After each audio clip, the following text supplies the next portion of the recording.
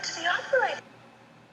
Pulse now. BP is low but steady. Repeat bicarb and epi. She's not converting.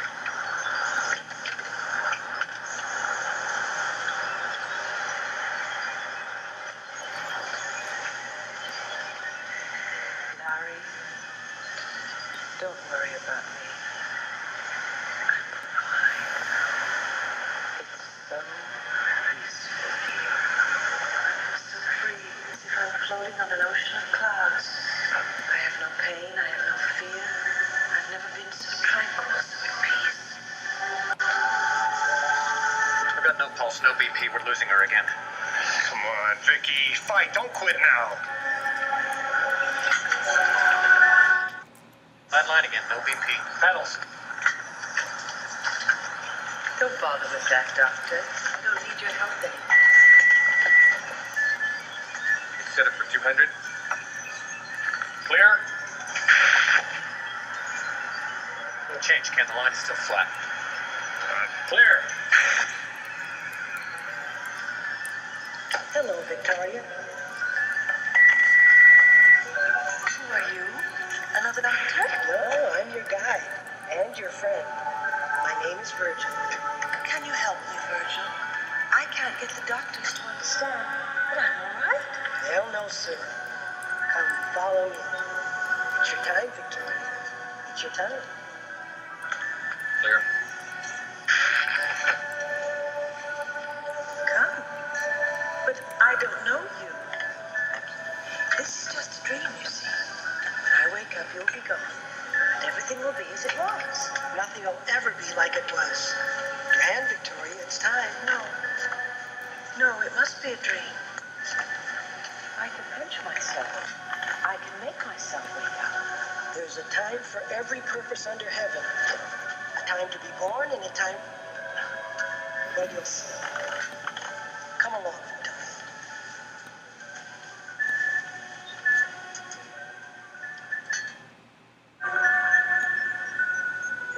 Come along, Victoria.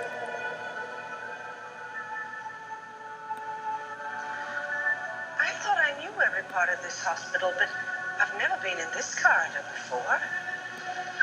What happened to the operating room? So many questions. They'll all be answered in due time. But we must keep going. No, wait. There's something wrong. The light. The air. A change in atmosphere takes some getting used to. But most people adjust very quickly. Most people? Oh, then I'm not the first to come this way. Oh, no, there have been others. Many, many others. This is no time to chat. We don't want to fall behind schedule.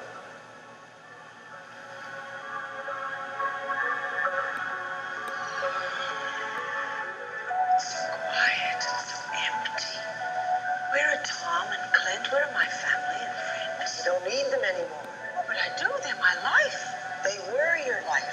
No. Oh, I know. It's the anesthesia. That's what's causing this dream. Why does everyone always think it's a dream? Don't fight it, Victoria.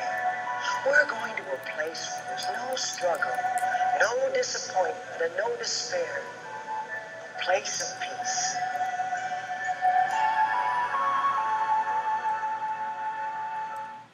Don't quit in me now, Victoria. You've still got a long way to go. Please let me rest for a minute. It's life that weighs you down. Once you reach our destination, the weight will be lifted. Listen to me, Virgil. No more talking. Already late. I'm frightened. I'm worried about Tom and the children in my house. Everything and everyone that I hold dear. They're no longer your concern. Oh, that light, it's so bright. What did I tell you? But it's too bright, it's blinding me. You'll get used to it. Everybody does. No, I don't want to get used to it. I want to go back. Tom, help me! Larry, Dr. Graham, it's Viki! Where are you? It worked. Please, Victoria. It'd be so much easier if you just cooperate.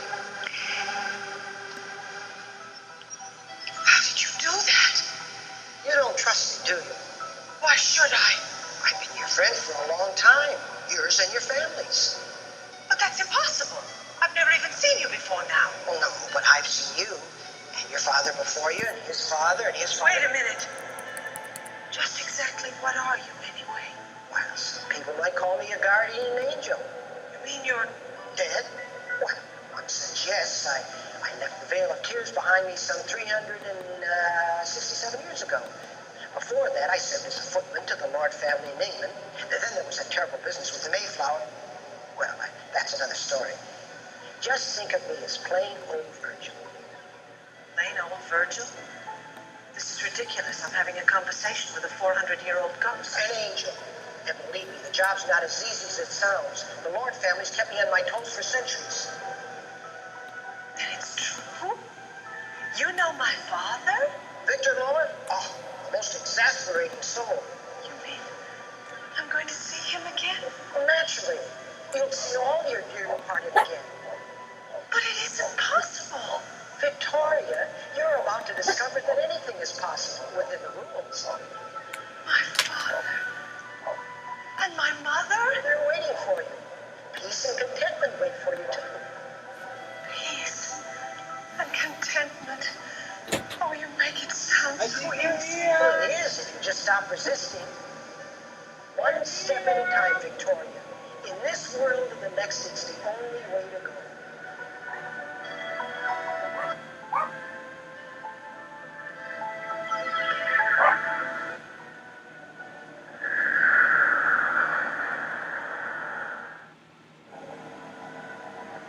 You're right, my eyes have adjusted. It's not nearly so bright anymore. First of many adjustments, quickly. Virgil, really, you act as if you're catching a train. I cannot just leave my children. Why struggle, Victoria? Put the world behind you and come to us. That voice. I know that voice. Where's it coming from? From your future, Victoria. Father! You have a long journey ahead of you now. Hurry. We can't wait to see you. Where are you, Father? Please let me see you. You're still not close enough. Are you ready to continue? Virgil, that noise. What is it? Come. But where are you taking me? Where are we going?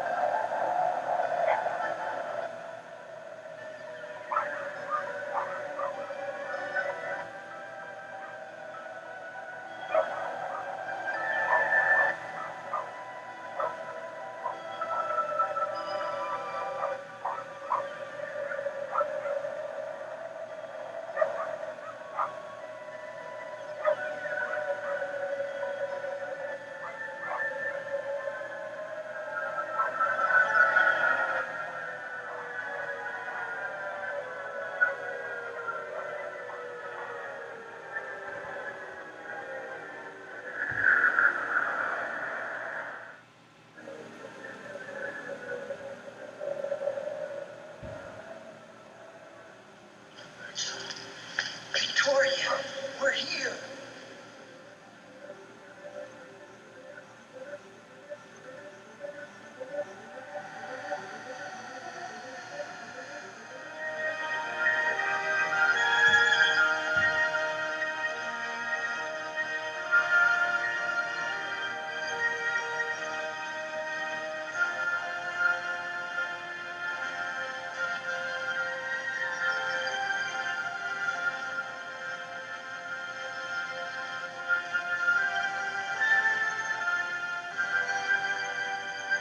I don't think we're in Kansas anymore. Where are we? Welcome to the Star Ascension. We'll be leaving any minute now. Leaving for where? Virgil, won't you at least tell me where I am? That's easy, Victoria. You're home.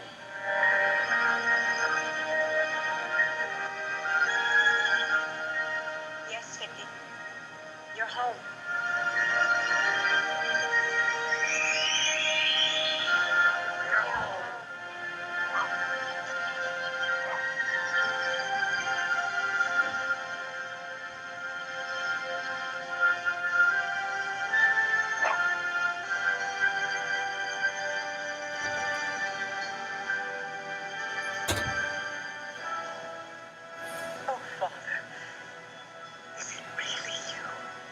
on tight, Victoria. Our journey is just beginning.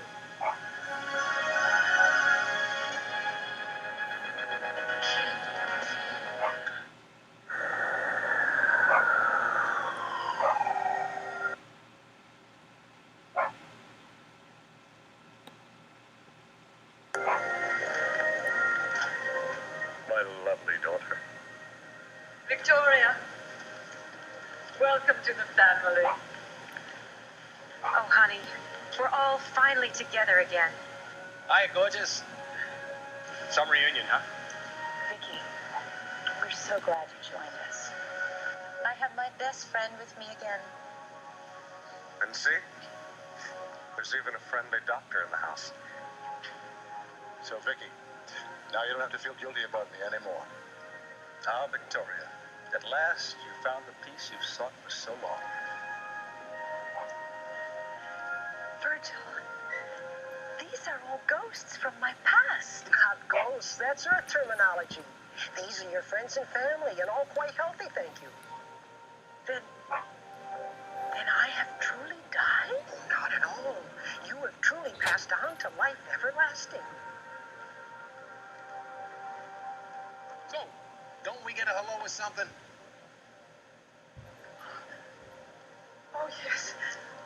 Oh, hello. Oh, dear Lord. Tony. Tony.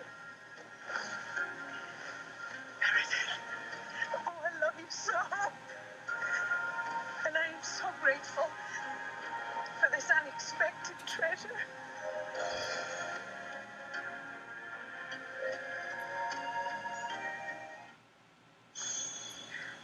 Oh, Father. My child. I never ever thought I would get this chance again to look at you and to hold you. Baby girl. Mother. Oh. The last time I saw you, I was 5 years old. And golden pigtails and freckles on your nose. But that same smile, that same wondrous smile. The last time we saw each other, those eyes were filled with tears. Oh, Mary. You died so young. And when you died, a part of me died with you. Only to live again. Obviously. That goes for me too, sis. Oh, Tony, you too. You were taken from us so young. Virgil, why is it so many of my family were taken in their prime? Oh, you think I have all the answers, do you? I'm only part of the grand scheme, Victoria, not the designer. You don't see that any of us are unhappy, do you? No, actually, I don't.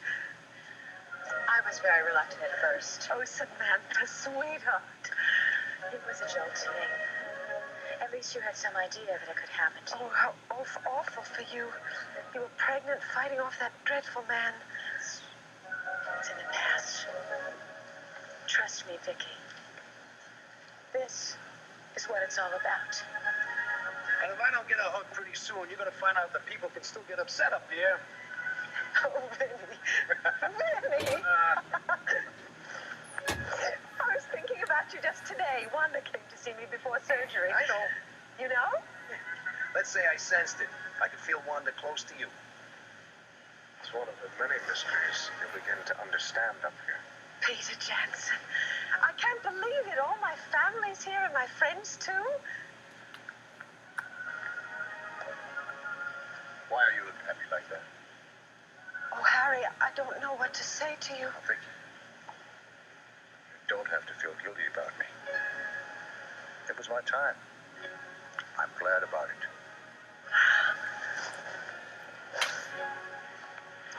I still grumble a bit about the work I was doing on Earth. Dr. Polk. But then the work here is very, very important. I'd be happy to explain all the details of how you got here. Everyone's always very curious about the house when they first arrive. And you'll have hundreds of years to discuss it. Oh, my. I almost forgot the reality of what's happened. Hundreds of years.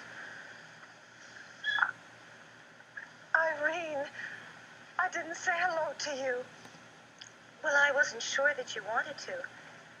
I was hoping that you wouldn't be angry with me. In the face of all this, it would take a lot of nerve on my part to be angry with you. But I was referring to when you discovered your feelings about your father and I. Oh, that, well... This is not the time for that discussion, Irene. This is a time for love and celebration. I wish we had champagne to break open, but we... Frowned upon, I assume, huh? Oh, worse. It's non-existent. Father! Oh, it is you. It's really you. And it's all sinking in now. And it will sink in further and further as we all go higher and higher and higher. To where? I introduce Victoria to many new worlds as she grew up. Let me introduce her to the ultimate one.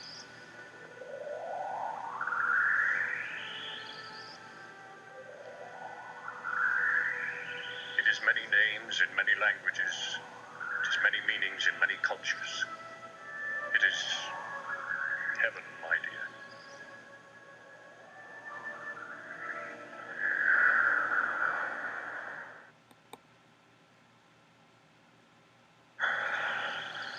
The glow is mesmerizing. Oh, wait till we're there.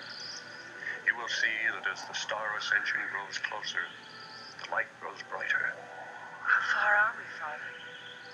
I don't know how to explain that to you. In this realm, time, space, and motion are different, and you know them. But you'll learn. Everyone helps newcomers to learn.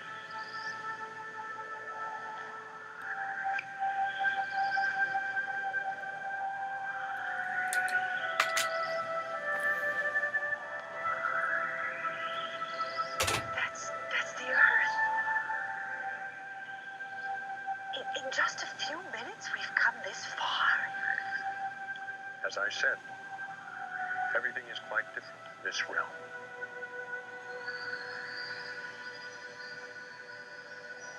By the way, you must be complimented on the banner. You've kept in touch with the banner? Kept in touch is a good way of putting it. You have powers? When will I have new powers? Well, it varies given the individual. At this point, you're suffering from shock, and certainly from jet lag. To put it mildly. Oh, Father, I feel exactly as I did when I was a little girl. That you know everything and I know nothing.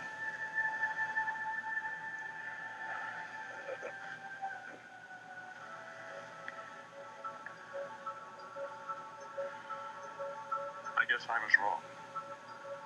We must talk of my betrayal, of my secrets, of my hidden room, hidden marriage, hidden daughter. Please, I don't want to do that, Father. It's too painful.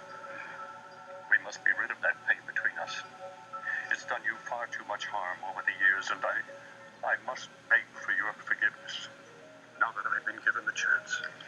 But it's not necessary, and it makes me very uncomfortable. Of course. Doesn't fit with the image of me, does it? Because we spent our time on Earth dealing in images instead of truth. Now, here, where the truth is the very air we breathe, I can finally confess to you. Sweetheart, that goal that I dangled before you, of being the perfect daughter, that was unattainable. But I know you meant well. No. No, I was ruthless. I forgot that you were a lovely entity unto yourself. I hacked and pruned as though you were some experiment. Are you saying that I didn't turn out well? There it is. That proof. The lack of faith in yourself when you look at me. The insecurity of my love for you. Victoria, you must hear me. I am so very proud of you. In fact, I was always much prouder than I ever let you know. I even died not letting you know. Thank you, Father. Thank you. Oh, my wonderful Father. Well, if I'm now your wonderful father,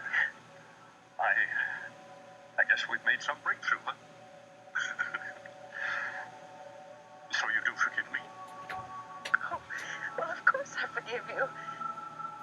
I did so long ago. You know you talk as if I had a dreadful childhood. I didn't. I have so many happy memories of you. Oh, sweetheart. I'm so grateful for that. But don't whitewash my faults. We're not allowed to ignore failings up here. Very well, then. The standards were too high. And there were some very difficult times. But none more difficult than when you discovered me in bed with Irene. In bed with your best friend. Please, Father, don't get into that. Please. Viki, your father and I have made peace with what happened back then. But until you can, Please. Don't you think it's a little much to deal with? 10 minutes after dying and finding rebirth? Virgil? Yes, Victoria? Didn't you say you were my guardian angel? Please. I'm feeling the need for a little protection right now. From what? The truth? Sorry, dear. We embrace it up here. doesn't have to be laundered immediately, does it? And just wait until you hear about some of that laundry from prior generations. Oh, we have quite a colorful lineage, Viki. Yeah, my luck. I believe your luck changed into destiny on September the 15th in the year 1620.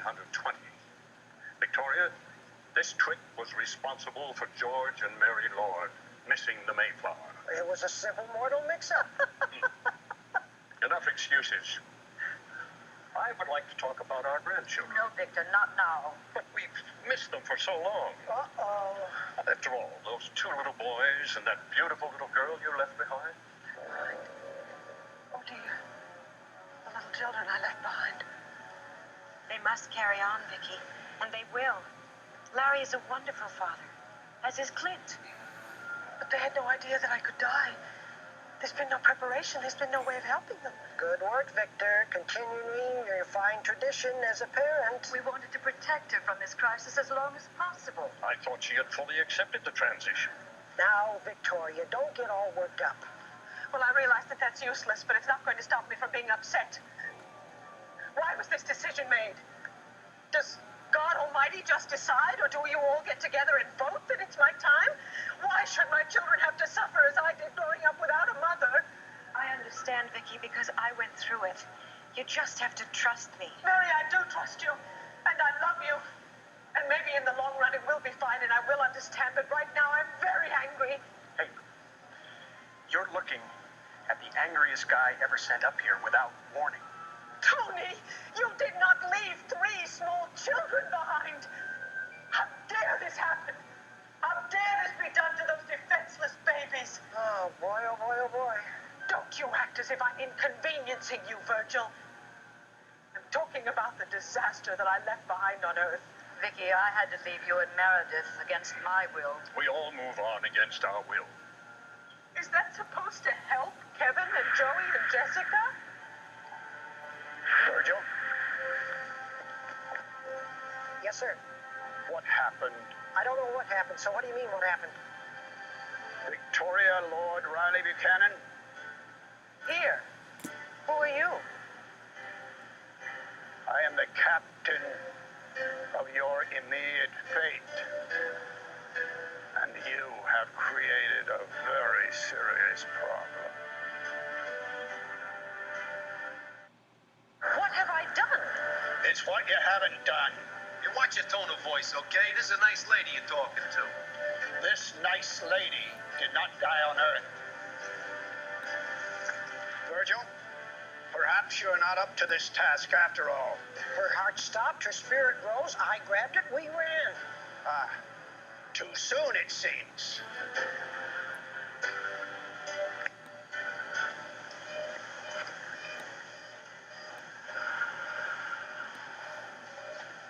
The doctors managed to revive her. I'd say by the look of the numbers on the monitors, you're clinging to life by a hair, Viki. Clinging indeed. So I'm alive. I haven't left my children behind after all. Not entirely. Captain, what does this mean? It means our progress has been slowed. It means that these many souls who are traveling with you have been unduly detained. You are being unduly stubborn. It's in her genes, sir. The entire Lord family is unduly stubborn. You must give up, Victoria. You must let go of life on Earth. You are no longer in control of your destiny. You never were. Virgil, I want you and the others to convince her of this, and I expect you to do it immediately before we get too far off schedule. It reminds me of a bus driver in my old neighborhood. I'm so confused. If I'm not dead, how can I be here? Is this a joke? Joke? Joke? The cosmic joke you've always wondered about? Oh, no, indeed, young lady. This is very serious. This is gross insubordination. Oh, would somebody please talk straight to me and use facts and not symbols? Your will to live is messing up their bus schedule. How's that? What if I want off their bus? Viki, your father showed you eternity. I want you to remember that light. Focus on it. Remember the peace that you felt a few moments ago, and you will understand that what you're clinging to isn't worth the struggle. But I thought that I had stopped fighting. I thought there was no question but that I was dead. And now finding out that I'm not has infused me with energy. No. The more energy you have, the less power there is for the star. You can't let your fight immobilize us. Mobilize? Wait a minute. This is a conspiracy, isn't it? I'm only being given bits of information instead of the whole truth. Do I have the power to return to life? Entirely up to you, my dear. Obviously, or I wouldn't have gotten this close to death. Victoria, you're beginning to sound righteous, but I should know that tone. Having it most of my days. It still does. The point is, Viki, we all left loved ones behind. But my death was untimely and a mistake. I mean, look, isn't the fact that I'm there on those machines any kind of proof? It proves your stubbornness. And my love for my children, for those who need me. Viki, even your children will survive without you. Look at Sammy. I don't know how to argue with you, but I don't know how to give up either. Viki, you've got to surrender. That's what you haven't done. Not here and not on the operating table. Forget everything I pounded into you about responsibility and just let go. Let go of life? Viki, let me take you back to the window. We'll look at the light and we'll talk. You all look so distressed. I'm sorry, I didn't mean to cause you any trouble, but what you're asking me to do is... So far, we understand that.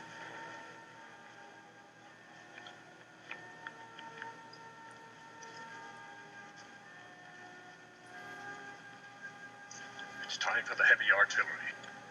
Father, what a way to put it. It's time for a bigger dose of love than we're able to give. Yeah, a dose that she'll succumb to. Well, what are you waiting for, Virgil? Just wondering, that's all. Even if we play our trump card, will we get what we expect?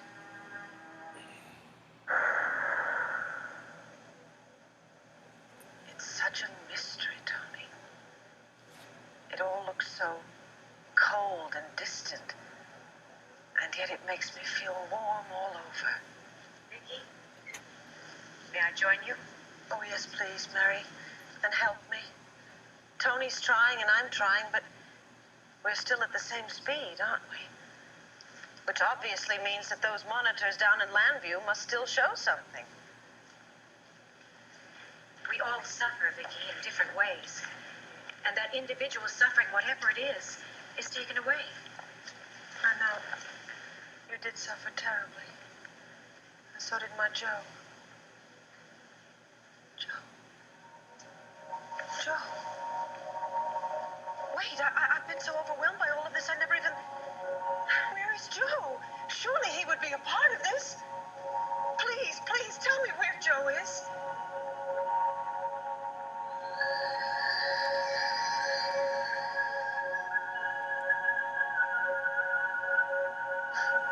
It's what they call making an entrance, my sweetheart.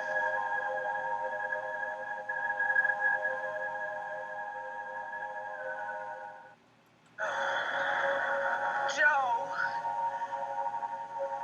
Oh, my God. My Joe.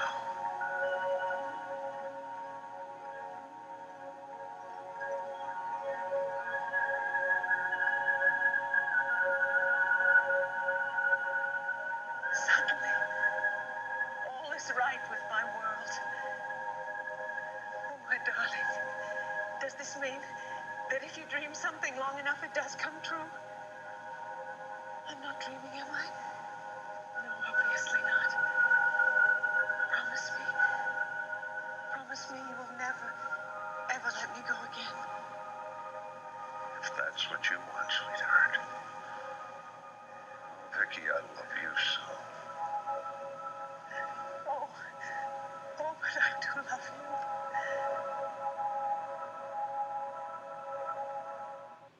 First, it would have been too much for me.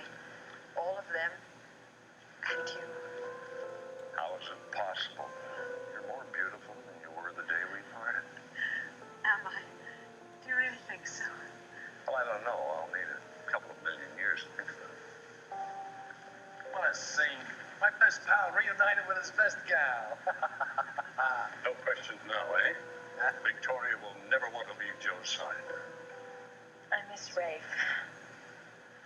And Larry. Pat, I wouldn't mind putting my arms around Wanda.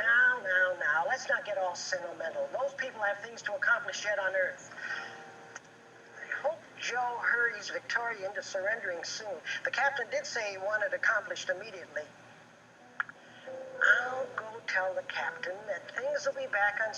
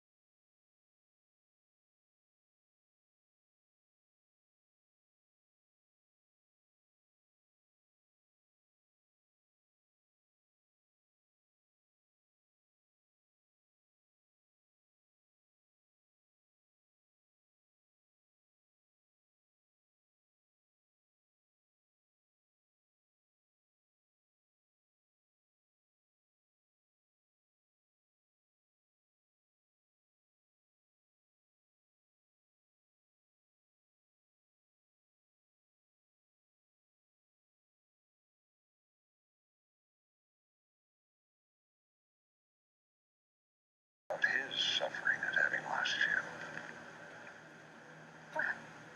That's because the children come first in my heart. I know that Clint will suffer.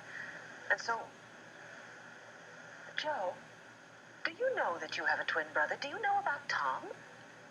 Yeah. Yes, Tom has been very supportive in your life as a brother-in-law and in the children's lives as an uncle. But he became more than that. Are you aware? Yes. Yes, Vicky, I'm aware of the whole sorry mess. I must say I'm disappointed that you allowed what happened to happen.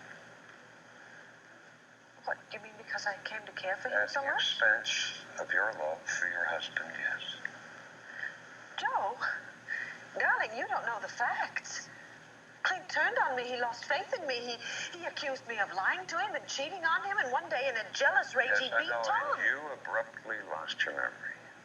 My memory. My memory was supposed to come back after the operation, and obviously that didn't happen. Vicky, honey, you don't have a memory problem. Not here. Then why don't... Concentrate. Concentrate. Something is wrong, Joe. I can't. Everything's still a blank. And how's it going here? Ready to be a full member of our happy family, Well, Victoria? I'll tell you something, Virgil. You know, it's more a question of will that Vicky's holding on down there, you know. I believe it is a question of conscience as well. Ah, for crying out loud, Joe. Earthly conscience. Well, now, she still is part of the earth, isn't she? Come on, sweetheart, we're going to have to show you a few home movies. Now, wait. Is this really necessary? Well, you can't expect her to make the decision to let go until she knows really what she's leaving, now can you, huh? Now, do your thing, will you please, Virgil? Joe, what are you doing? I'm sorry, sweetheart, but, we're going to have to show you some of the memories that have been erased.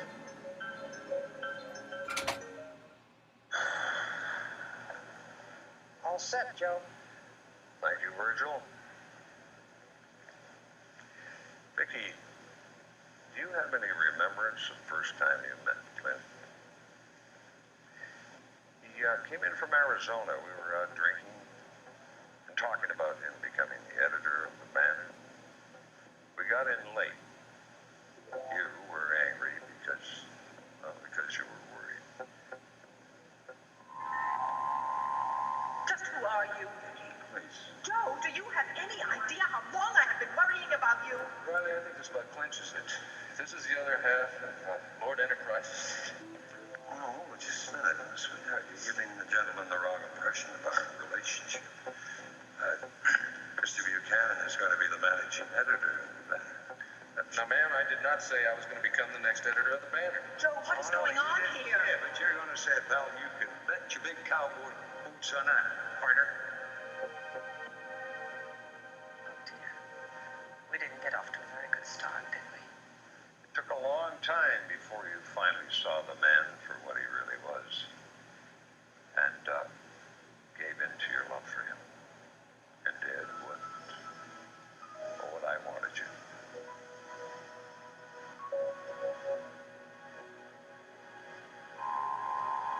I, Victoria, take you, Clint, To be my wedded husband, to be my wedded husband, to have and to hold from this day forward, to have and to hold from this day forward, for better, for worse, for richer, for poorer, for better, for worse, for richer, for poorer.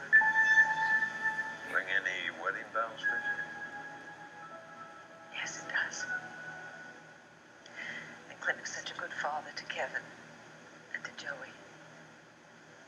And we had a lot of problems with the Buchanan family back then. But our marriage was very strong. Until hell descended on all when Mickey Smith returned. But there was even a rainbow at the end of that fog, after all.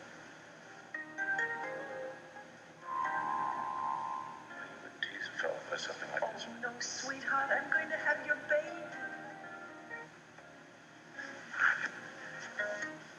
I'm speechless. Oh, my sweetheart. I gave up. I gave up even hoping. I mean, you haven't gotten pregnant after all these years. You know what had happened? It must have happened at the Waterside Inn that night that you brought me back from Mickey. A baby? A baby? Clint Buchanan is going to have a baby. And we had the most beautiful daughter. And Clint and I were absolutely thrilled by her. And so were Kevin and Joey. But then, You remember now? no. No, I only remember what I was told. I don't want to remember when Jessica was taken. Vicky, you must. It's time to face all the recent past. Where's my baby? There might be fingerprints for the police. This can't happen again. This cannot happen twice in a lifetime. God can't be that cruel. I went through this with Kevin. I swear. I want my We'll get her back. We'll get her back. No! And then came a month of excruciating pain. And people were starting to wonder if I had done it. Suddenly,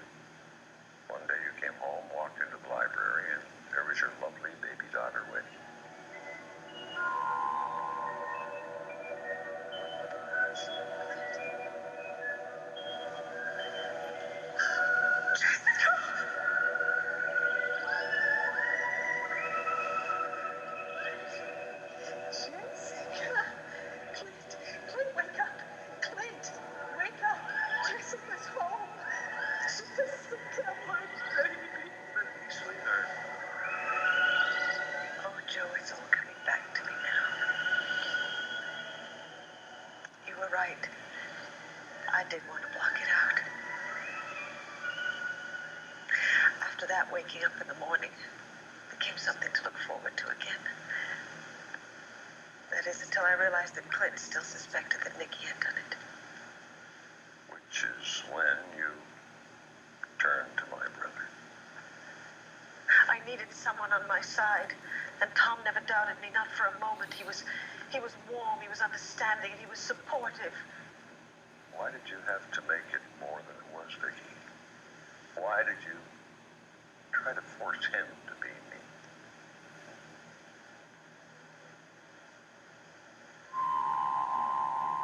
When I look at you, I see Tom, and only Tom.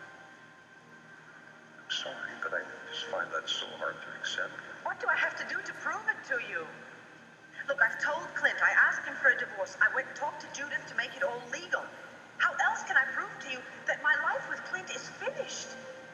Tom, please look at me. What I want with all my heart is to start a whole new life with you. And if you really don't want that, then please tell me now. Did I make him you? Only because you refuse to believe Clint's love for you and your love for him. But Clint thought that I was Nikki, and that was a terrible betrayal. Oh, Viki, you weren't around when Nikki Smith was. You were on vacation from the problems. I think it's about time you actually saw Nikki Smith. What? No, you don't mean look at her like I've been... Yes, sweetheart. No. No, Joe. Please, if you love me, don't make me look at Nikki. Joe, please. If you love me, don't make me face Nikki, please. Because I love you so much, my sweet one. But I must. Nikki was your nightmare, but she affected others more than she did you. The proof right there in your hand. Why would your father lie to you? Believe me, this is the last thing I ever expected to happen. How very convenient. How very sick. Yeah, it was sick. It was sick of your father to... I'm talking about you. Your sickness. Your desire for money and a family and roots is so obsessive and so warped that you forged a letter. Dear God, you are Ted Clayton's daughter. Come back to haunt me. Viki, please, you are out of control He here. tried to drive me to madness, and he never succeeded, so you've simply returned to pick up where he left off. And in the process, you want to destroy my father. You want to ruin his reputation and rip apart the very fabric of his character and turn him into a dirty old man who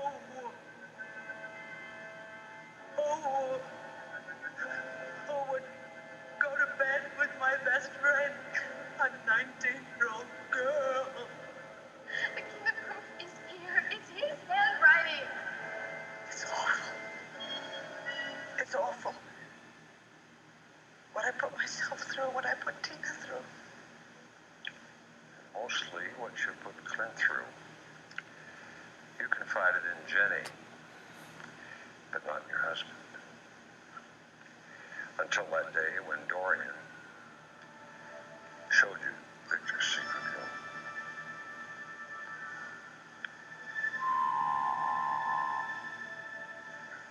Viki, I'm so sorry I showed you that room, but I really had no idea that seeing it and finding out about your father would do this to you.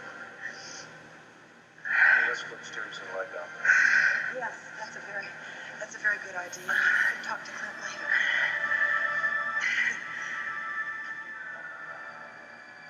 Did you hear us? Sweetheart? Sweetheart? Who are you calling sweetheart? What is this? Why you brought me now? You brought me out of one stupid room and into another. Come on. What is this, your house, Jenny? Who's this guy? Nicole. What?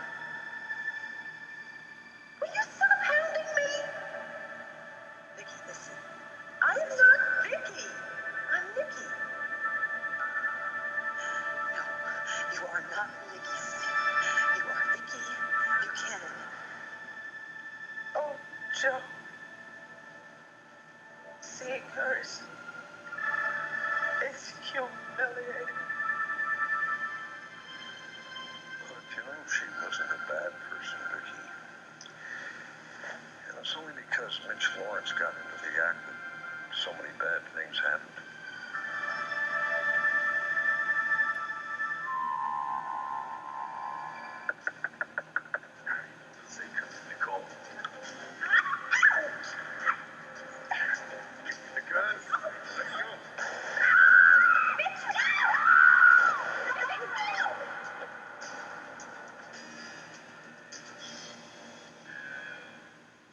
I can't watch anymore. Don't you see? Viki was as much a victim of Mitch as you were. And there were other victims. Viki.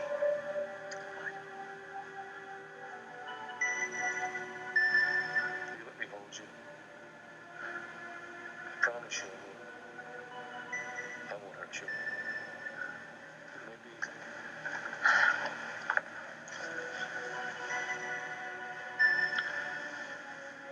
Maybe we just hold each other, you know, I love Viki. And Viki loves me. Honey. I'm sorry, I can't kiss you. Look, I'm sorry, I don't even know you. Don't you understand? I love Harry. But Harry's dead, and nobody will even let me deal with it. Look, I may not be real, but my love for Harry is real. How did Clint ever keep his sanity? Not easily. Sheer perseverance in love. But finally began to realize that it was all a cruel masquerade. But because Nikki was you, he treated her with love and understanding in an effort to win you from her. I'm an honorable guy. I will not use anything against you. Well, what would you do with it?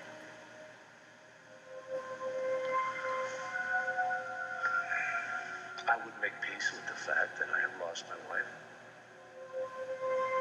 I'd stop trying to put a puzzle together that always has some pieces missing. I'd stop wondering if there were something I could have said or maybe something I should have done that would have brought us closer. And I'd start understanding a million different things that have been driving me just...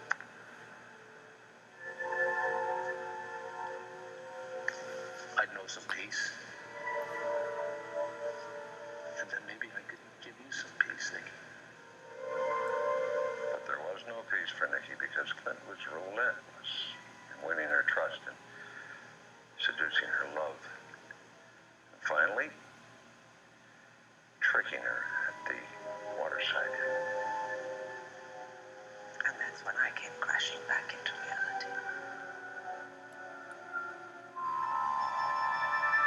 I've remembered it. Victor and Irene.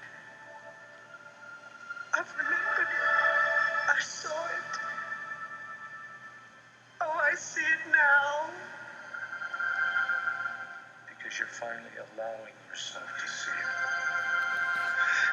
You've been fighting Nikki for several weeks now. You're talking about me, and you're talking about another person, and I can't even comprehend it. Look, it's over. It's over, honey, and you are here for good. Truth and love have gotten rid of Nikki. And she will never come back. You are here forever. I swear it, honey. I swear it.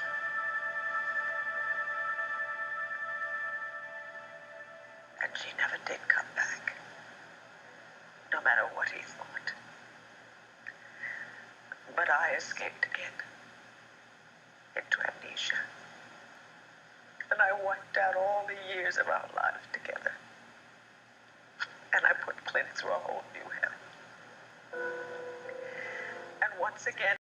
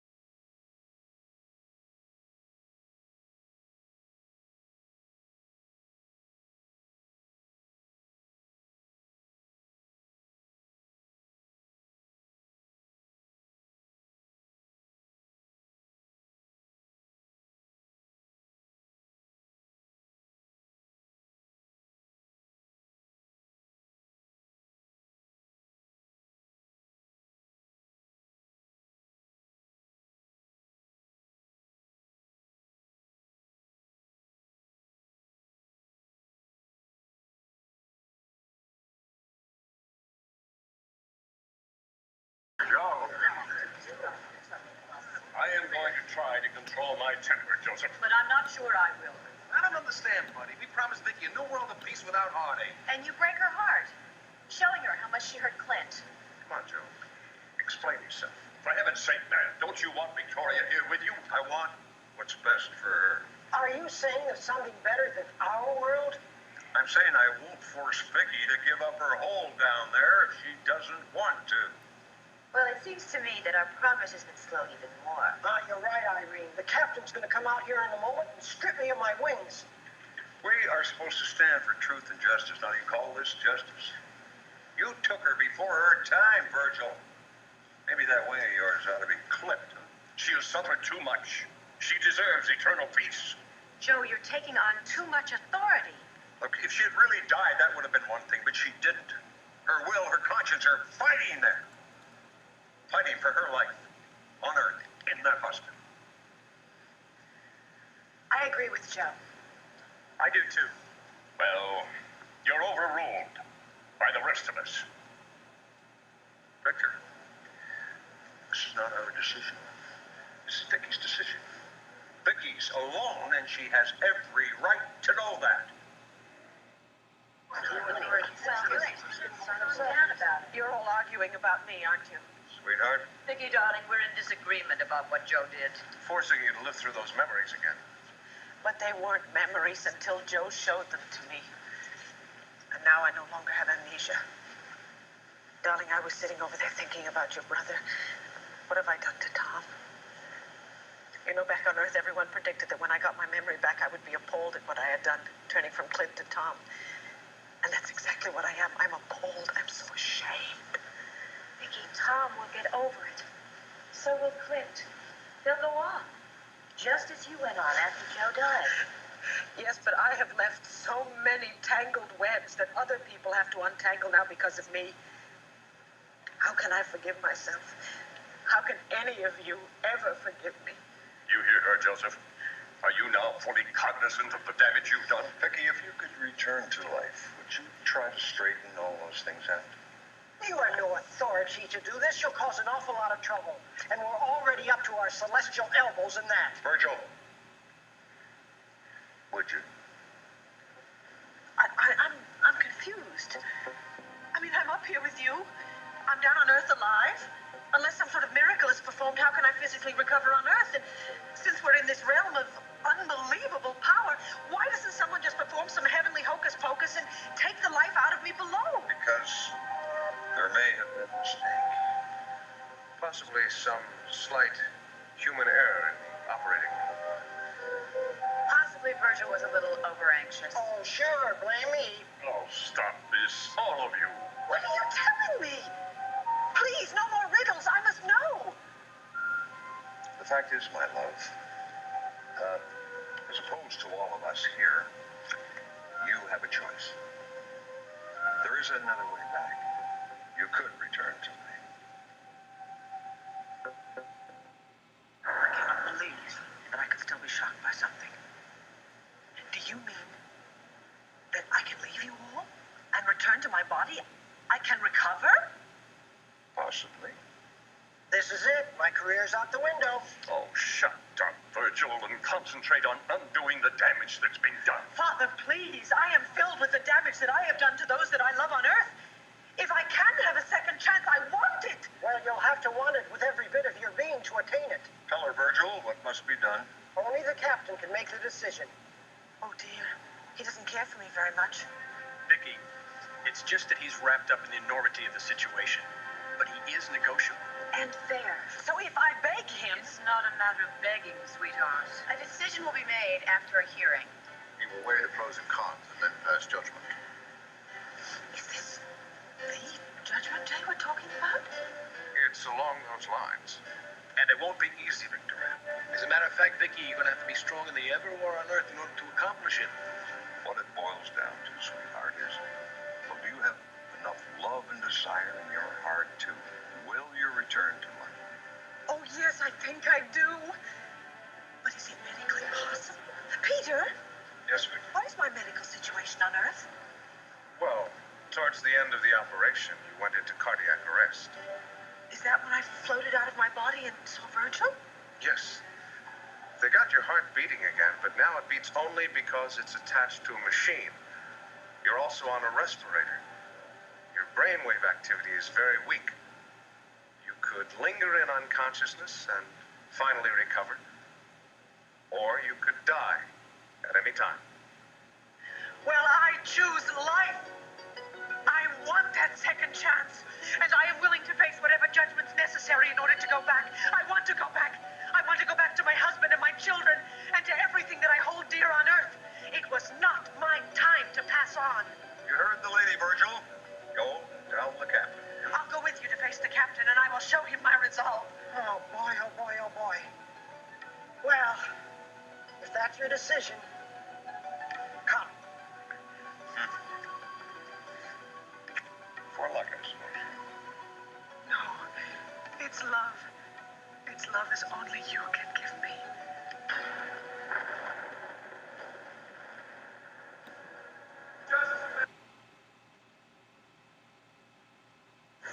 Just a minute, Victoria, Lord Riley Buchanan. It's Lawrence. I didn't get a second chance. And baby, you won't get a second chance.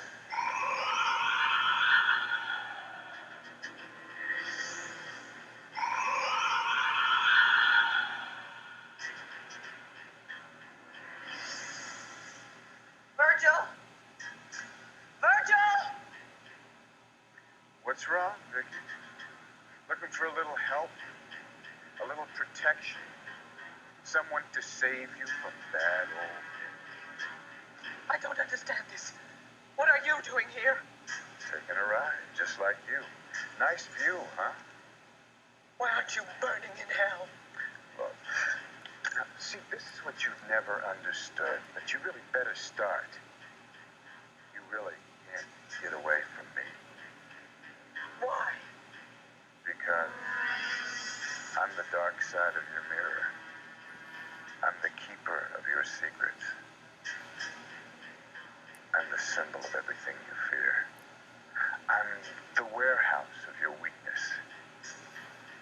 I am the ultimate test of what your soul can bear. And you know it, don't you, Vicky? All I know is that you are evil. When you died on Earth, everyone rejoiced. To think that I would ever have to face you again. Proves you don't have all the answers, huh? Even though that's how you like to come off, Mrs. High and Mighty. Not feeling too mighty, though, right now, are you? Despite how high you are. Joe! Joe! Virgil! Somebody! You still don't get it. No one can save you here. I'm supposed to see the captain. I'm supposed to talk to him about resuming my life on Earth. Fine. You'll have to get past me first. Why? What power do you have over me? Whatever power you allow me. Your fear is my power. You are disgusting. You are evil incarnate on Earth. And if there's any justice at all, you should go straight to hell. Now, this is where I get angry. Now, I hurt a lot of people, sure, but so have you. See, these jerks say I can't go back because I hurt people on purpose, whereas you never meant to. Now, can you believe that's the reason I'm stuck in eternity and you might get a second chance? It makes perfect sense to me. And I'm so pleased to see that they have shackles up here. Temporary restraints. They're not here at the moment, but I've also been assigned a couple of angels. You have guardian angels? Well, the emphasis is on guard, of course. You are holding me up. You are wasting my precious time playing word games with me. Oh, it's more than a game, Viki. You're still afraid of me, afraid of that dark mirror. Mitch, just direct me to the captain. I hate that tone, Viki. The one filled with arrogance, the one alluding to your superiority, the one that hints that your maiden name is Lord because you're actually related to him. That's preposterous. She said, using the exact same tone. Here through your prideful skull, you are not special in the hereafter, even though you think you are. And forget those harsh, self-righteous judgments you used to hand out on Earth. No one will listen here. You're the one that's going to be judged, sweetheart, and you cannot imagine in how many ways you have failed. How dare you speak to me of failings after what you did to people on Earth? Not the least of which is what you did to me and to my daughter, instructing Allison to kidnap my baby. Mitch, can we come out now? Yeah, come on. It's our turn to have some fun with the lady. A couple of my groupies. I think you know them. They're what you would probably call on Earth, evil spirits. Yo! Stick! Yo! Tracy!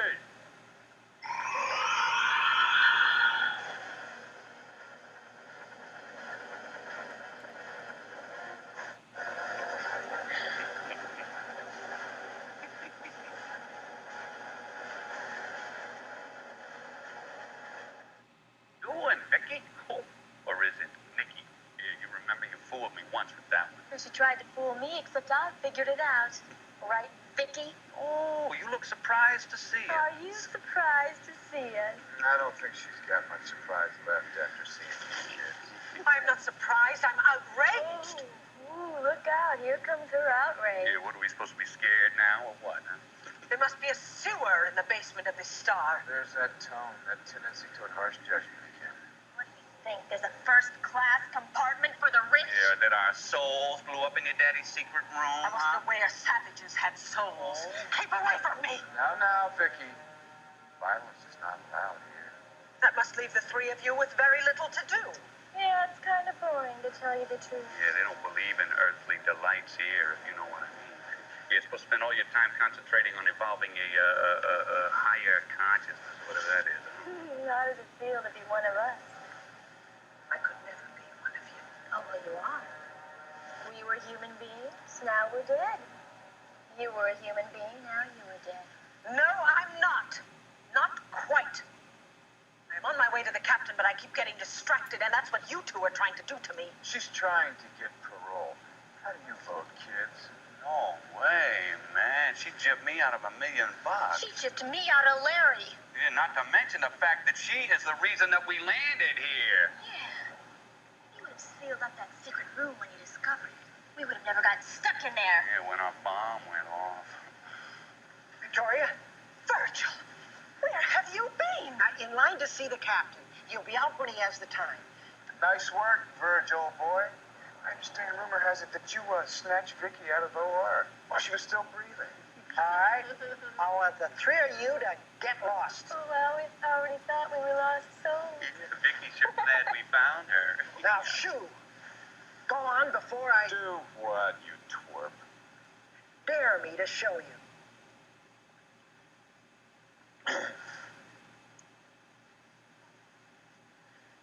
Oh, Virgil. Oh, I'm so impressed. Yeah, me too. But that isn't the end of them, unfortunately. Oh, Mitch insinuated that he was some sort of a test for me. Sad, but true. Why didn't you warn me? Well, I can't think of everything, Victoria. Now, where was I? Oh, yes. I was telling you, I was in line to see the captain. Isn't it nice to know there are lines, even in eternity? Hurry. Don't you see who's over there? is that savage who murdered you. He's of no significance here. A fact of my prior life. But he ended it. How can you possibly be so nonchalant? I keep forgetting that I am the only one who wants to return to Earth. Virgil? Victoria, patience. But aren't I running out of time? So smug. I hate her. I don't know why we want to keep her here. I have no interest in spending eternity with her. Shut up, both of you. Devilish thoughts, I hope. Tracy, did you forget where we are? I believe there is a way to make sure the captain refuses Viki a hearing. She'll get to heaven over my dead body.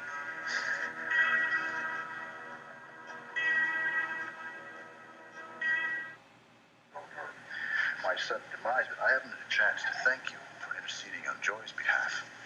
Oh my, I'd completely forgotten that she fell under that madman's spell. Sad, but I have a feeling that thanks to love, she's very happy. How do you know that? The same way that Joe knew everything about you.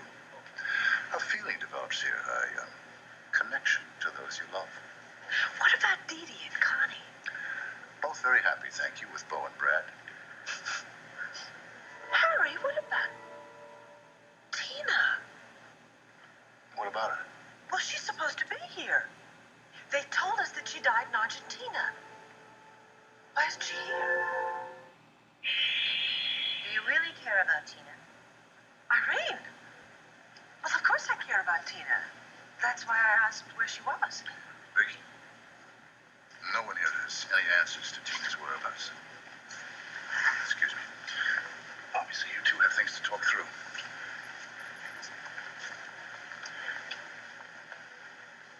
Irene, why would you think that I didn't care about Tina? Well, she seemed more like an inconvenience than an object of love. But she plotted against me time after time, and I would forgive her, and we'd start over again, and then... And then what? You ignored her as much as possible. And all she ever really wanted from you was some acceptance. Like an expectant puppy hoping to be petted. What she got from you was a kick. Viki, I know that you were very involved in your own problems. And but... Tina was most often the cause of those problems. You know, Irene, you did not exactly drop a saint into my lap. Tina was a very troubled teenager, and she matured into a very troubled adult. Yes, but once she found the love of her life, Cordero Roberts, She continued to lie and manipulate him. all she wanted was some acceptance. Something that you could very easily have given her. Hello there. Al Roberts? Good heavens. Viki, it's so good to see you again. Oh, I had no idea I would see you here. Well, I didn't want to interrupt this reunion, but since you were talking about Cord, I thought I may as well join in. Al and I have spent an awful lot of time discussing our children. And holding her breath a lot, too. Viki, first I want to say thank you for the acceptance you showed when you discovered that Cord was Clint's natural son. Al, Cord is a wonderful young man, and he has been a blessing in our lives. Besides, I couldn't very well fault Clint for what happened in his youth. It's interesting, isn't it? How you've always faulted me for what happened in my youth. And yet, with your very own sister, you've never even considered her any kind of blessing at all. Irene? She started this conversation. Why did she end it? Maybe it got too painful. We still feel pain up here, you know. Well, especially when we're talking about our loved ones. Oh, Al. Poor Cord. He has suffered so much. Well, I was thinking more about Maria. She has gone through so many changes. She's lonely, Viki. And her loneliness has driven her to do some terrible things. The only thing I truly get upset about in being in the hereafter is when I think that the difference that could have been made if I'd still be with her. That's how I feel, Al. If only I was still alive on Earth, I could make a difference. I could undo the wrong. Well, I'm still in your corner, Viki. It's too late for me now, but I hope you get that chance. Oh, boy, oh, boy, oh, boy. Well, Virgil, what's bothering you? That bully Mitch Lawrence. see the captain ahead of all the rest. About me? Virgil? He swore he would try and stand in the way of my getting a second chance. Well, he's trying to make good on that promise. Virgil, we know what Mitch is trying to do. What can we do about it? This is totally beyond my comprehension. Why would the words of a liar and a thief and a blasphemer and a killer have any effect on the captain? Unfortunately, Mitch told the truth about one thing. He has whatever power you endowed him. I don't really understand it. But I feel so terribly afraid. That is the power he has over you, Viki. Fear. But he can't touch us. Nor hurt us in any other way. But you, my darling daughter. Must face that fear. What can I do to fight him? I like to knock his block off. Come on, Vinny, that isn't the answer here, and you know it. Yeah. Vicky, it comes down to a question of your strength versus his. I don't know if I can do that. I really don't know if I have it in me. Well, I don't know what that surge of speed means. I don't. Of course you do, Victoria. You're no longer slowing down the pace of the Star Ascension. You've caved into your own weakness, your fear and doubt. You've just lost your will.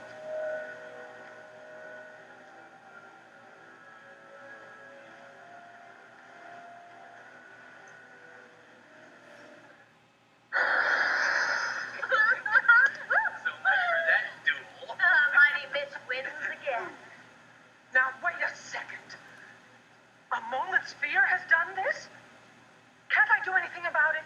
Maybe, but it has to be done soon. At some point, Victoria, we will literally cross the point of no return. Vicky, you are stronger than you think. You have always been stronger than your father allowed you to believe. Now, your love can defeat Mitch. Your goodness can destroy his evil. Do not lose faith in your own strength. Victoria Lord Riley Buchanan, Captain, yes. I want to thank you for starting to surrender. And now, if you will just finish the task. No, I don't want to. I was waiting to beg you for a hearing. And then Mitch Lawrence intervened. Yes, we had a long talk. No, I will not grant that hearing. Why not? What lies did Mitch tell you? Not lies. No one is capable of lying up here and getting away with it. The facts. The facts of your deceits on Earth. Your weaknesses. And I looked in the book. More facts. More failures. But I don't even know what you're talking about. How can I possibly defend myself against charges when I don't even know what they are? Are you capable of learning from your mistakes on Earth? Doubtful. Are you capable of doing more good than harm? Should you be able to return? Questionable.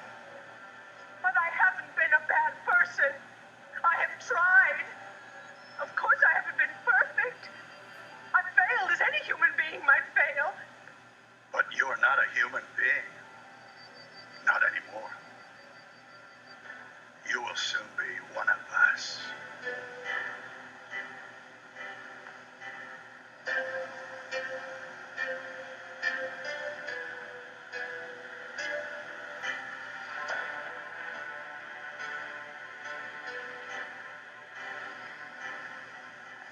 So that's it.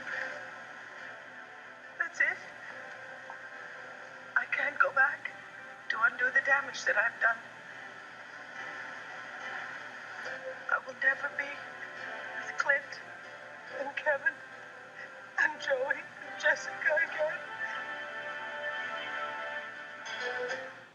Victoria, you can't dwell on what might have been. You'll soon be immortal, one of us.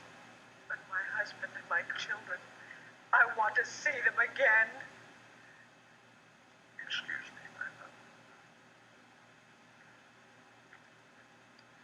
Virgil, let's you and me have a private little conversation, shall we?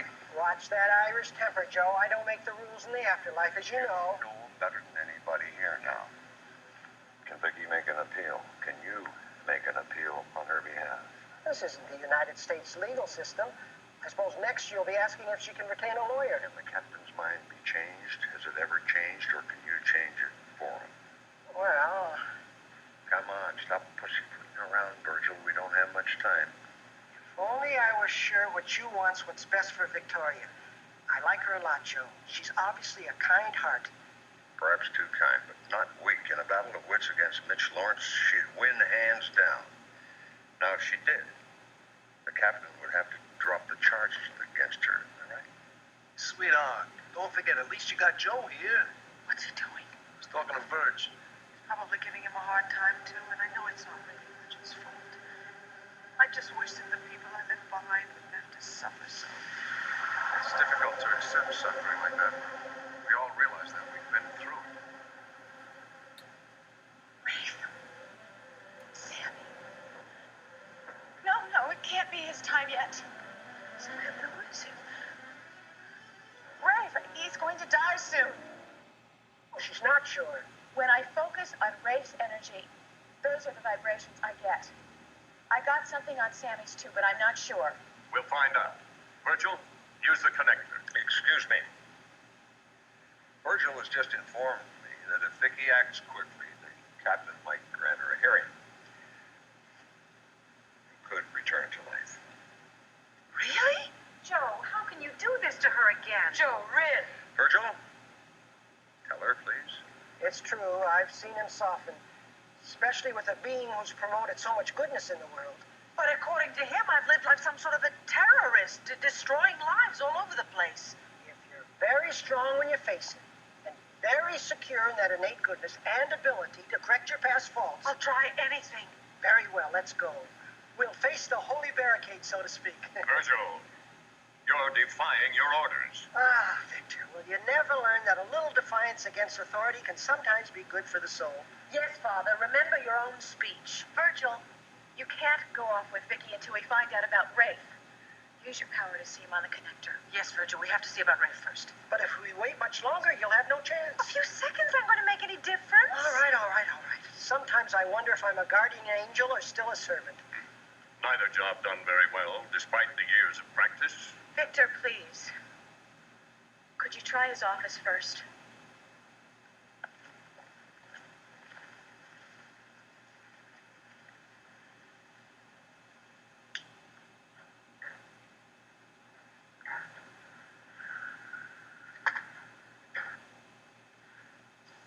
Of course I am. Just that I need sustenance. I've been at this at 6 this morning. I know it's okay. What do you want? Roast beef on rye. Want the works? Yeah, and how about a piece of that homemade lemon pie? They may not have any left. Yeah, well, the way my luck's been running, they probably won't. Sheriff, Rafe, it's just a piece of pie. Well, Samantha, your husband appears to be far from endangered. In fact, he appears to be wasting the taxpayers' money. I don't understand. Maybe it's too early. Maybe it's supposed to happen later. On the street. A fight with a criminal. Wait a second. I'm starting to feel danger, too. About who? My Wanda. Doesn't Wanda babysit with Sammy sometimes? Come on, Virgil. Let's look in on them. Hurry. Please, you're all overreacting. I need to get Victoria to the captain. Well, can't I go alone? No, you need my expertise in that meeting. Bert, will you connect us third?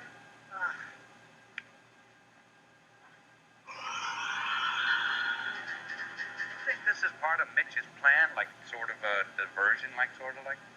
I don't think so. It looks real. Just changing Sammy's dress. Sam, I think Virg is right. We're overreacting. Or it could be it's not time for it to happen yet. Whatever. Victoria, we must go now. Yes. Viki, hold it. Viki, I'm asking you to stay. You may be the only one who can help them if danger does come. Me? Then will you sacrifice yourself, Viki? Throw away your own chance of going back for the sake of 3 others you claim to love? Trouble? Possibly. Samantha, Vinny, this could be happening sometime in the future. I want to know how I could possibly help from here when I am barely alive on Earth. That's just it. We are connected, but it's on a different frequency. Some of your energy still exists on that plane. See, Viki, with your physical energy still on Earth, you might be able to interrupt whatever disaster is about to happen. She's good at that, right, Viki? She interrupted my killing her a long time ago. Yeah, and helped Clint when I was fighting with him in the mountains. There is no more time for debate. Closer and closer to the point of no return. Gotta make a decision, Victoria. Help yourself or help your friends. It's one or the other. Viki, it's not certain that you can help Rafe or anyone else, just as it's not certain the captain will grant you a worldly reprieve. Not to mention the fact that I haven't agreed. Victoria, you can't perform a miracle without my help. Virgil! No. You know full well that miracles are rare.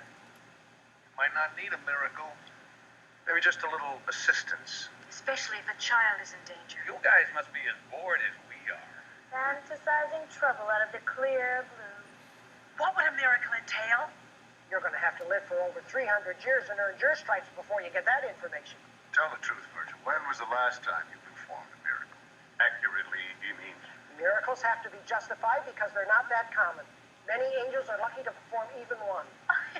You know what he's leading up to, don't you? He's never performed a miracle. Oh, is that true, Virgil, boy, huh? He couldn't even get our ancestors on the Mayflower. Now, how in heaven's name? Fire! There's a fire somewhere. And danger. Virgil, do something. Find out what's going on. Oh, boy. But it's Rafe who's in danger. I know it. Sam, both off. That's it. You're still striving for perfection up here, you know. Want to try some apple pie? No, thanks. We have a 10:30 downtown. A 3-alarm blaze at 432 North Street. Oh my God, Delilah and Sammy are home. Mary, pick her up in the south side. Light the roof. Light the roof. There could be survivors up there. They can't get in from here. You have to go in from up there, Collins. Oh, wait. My door? Lieutenant Garrison. They still home. You find them? Listen, Fred. We can't get to them unless they can get them with the picker. What are you doing? Sorry, we doubt anybody's alive in there. Smoke is dead. Oh, what are you, crazy? Of course they're still alive. Hey, I mean, crazy. Get out of my way. Hold it back. No. Virgil, stop him. Wanda! Oh, thank God you're here. Delilah, where are you? Ray, go back. You can't help them. You can only help yourself. Sammy!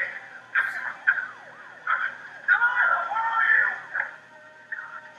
We beg you, save this young man. Joe. Victoria, hold my hand. Close your eyes. Concentrate fully on Rafe. Pray to him to turn, to run. Don't be a fool, young man. Come back, Rafe. This wasn't meant to be. Hey, Heed! We don't want you up here, buddy. We don't need another young one here. Ray! Hear the command. Feel the love. Let it guide you out.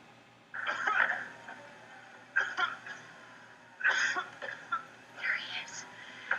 He feels us. My God, we did it.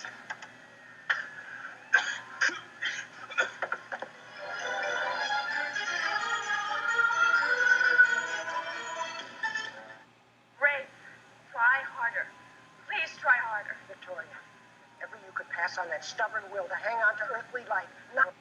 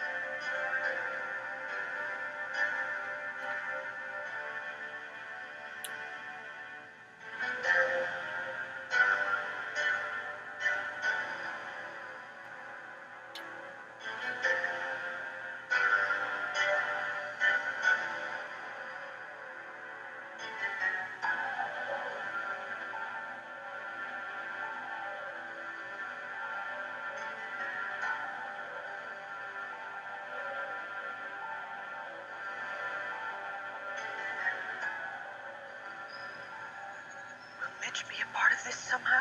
Well, to be sure. But he won't be your only test. What else is in store for me? Important thing is not to buckle. No matter what. Now you're frightening me. There's no fear. Viki, everyone, except me, is against your return to Earth. They will try to make you fail. But you'll be on my side as I answer the charges, won't you? Oh, I'm sorry. You're going to have to face this on your own. Captain and his tribunal have assembled. My love for you will be by your side. Come, Victoria. Come. Victoria, you will be judged as to your fitness to return to Earth. You must defend yourself against the charges lodged against you. Do you understand? I do, sir. At issue are your past worldly failings and deceits. Who accuses the soul here before us?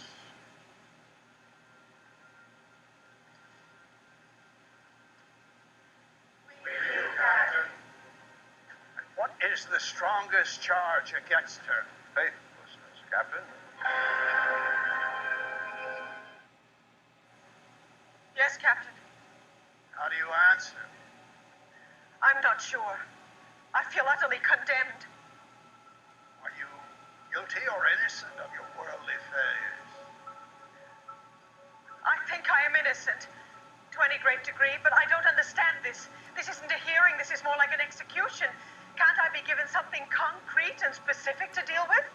Your husband? I will address that question, if I may, Captain. Viki, do you feel you harmed your husband, lost faith in your marriage? Yes. Recently I did. I was very angry with Clint, and then when I lost my memory, I became afraid of him. I see. In other words, you're saying you've made a conscious choice to ignore the love you shared with Clint and the life you shared with Clint. A life, by the way, that involved 3 children. Joe, it's not that simple. Yes or no, Viki? Yes, but I had good reasons. Now, you had a blank. A blank you refused to fill with reality. You mean my amnesia? So what did you do about that amnesia? You cherished it. You held on to it. Why? I had an aneurysm. The neurosurgeon said that the aneurysm was responsible for my amnesia. One moment, Victoria. Many, many people have experienced aneurysms without a corresponding loss of memory. Now, no brain malfunction produced Viki Smith, now did it? You have a proclivity to escape when cornered, Viki. Why not just admit to your cowardice when under pressure?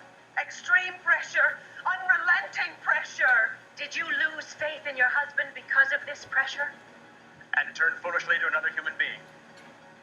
Namely, my twin brother, Tom Dennis. And immediately, rather than depend on your own strength, your own sense, You withdrew your support from Clint and gave it to a man you hardly knew. Simply another weakness, fleeing the problem. Anointing Tom as your savior. You were disloyal to your husband, but more importantly, you were disloyal to yourself. And to your memories of me. No, Joe, that's not true. Don't say that. You didn't care about the consequences. You divided a once close-knit family into camps of anger and despair. Stop it! Stop this! Clint was not a saint! Clint merely proved that he had a few faults. And it's precisely that, your intolerance of other people's faults, that's what caused all this pain and disarray. Stop it! One minds. I am going to interrupt this assault for a few words about Clint. Am I permitted to speak, Captain? Indeed. Thank you. Joe and I earlier talked about Clint. And I remembered how much I love and how much I cherish him. Joe also forced me to take a good look at Nikki Smith and at what Clint had to endure while she was alive. But you see, I finally triumphed over my alternate personality. And Clint and I both agreed that Nikki Smith was dead and gone. Are you aware of this, Captain? We are? Fine. So we put Nikki Smith behind us. And then our beautiful baby daughter, barely 1 week old, was taken from us. She was eventually returned, but the point of this is that my loving and my faithful husband became suspicious that Nikki Smith had returned. He suspected Nikki of having kidnapped my Jessica, abandoning her, and then returning her. He suspected this, Captain, because the police did. And because I could not provide witnesses to corroborate my whereabouts on the night that Jessica was taken and on the night that she was returned. We are aware of this too, Victoria. If you are aware of that, Captain, then surely you must be aware of the fact that Clint accused me of lying.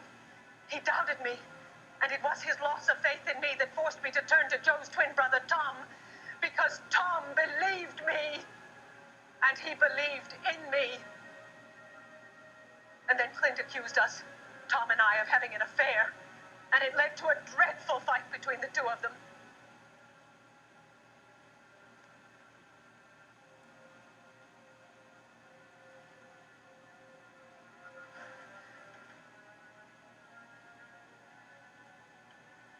What I am trying to make you all understand is that, yes, I made a mistake. Yes, I did lose faith, but so did Clint.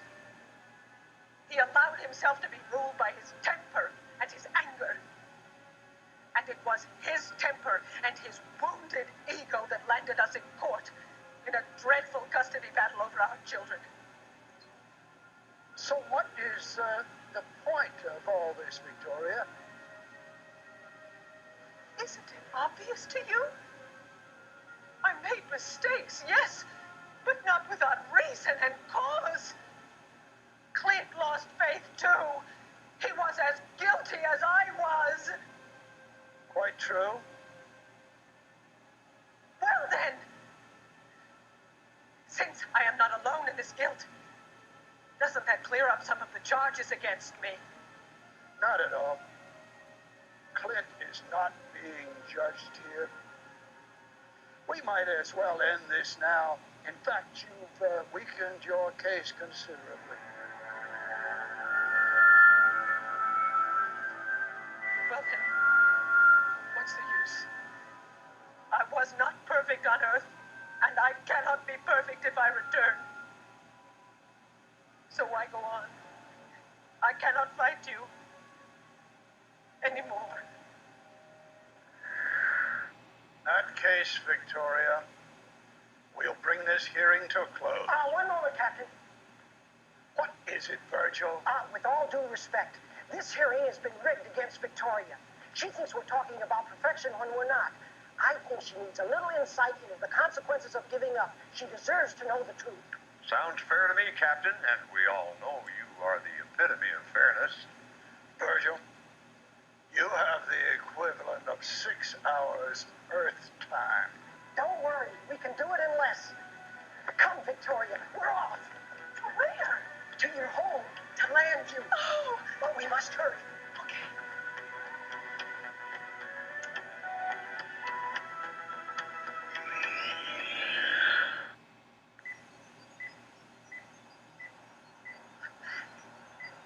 Oh, Joe, Captain, Virgil, bless you all for granting me my wish.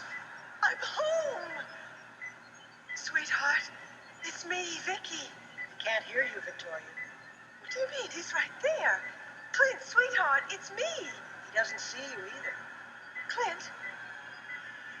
Darling, you must see me. I'm here. If you touch him, you'll only feel a slight breeze. If you hold him, you'll only feel a chill. That's all you are to him, Victoria. No, I'm real. And I'm his wife. And I'm back. No, we're only spirits, Victoria. Vapors. The woman he loves, the woman he prays for, is there. No, that isn't me. That's just a shell. Clint, I'm here. I'm here. You really are stubborn. Can't you see the pain? pain that he's in. Virgil, you have the power to ease that pain. Just let him see me. Let him know that I'm alive. I can't do that, Victoria. Don't tell me you can't intercede because you already did it when it came to saving Rafe. That was a unique situation, and one you forced me to get involved with, I might add. Virgil, for once in your death, don't be such a wimp. I beg your pardon. My husband needs me. He needs my love in his life and in our children's lives. Can't you see that? Dear lady, we were sent here for you to see and to listen. Kindly do so. But Virgil...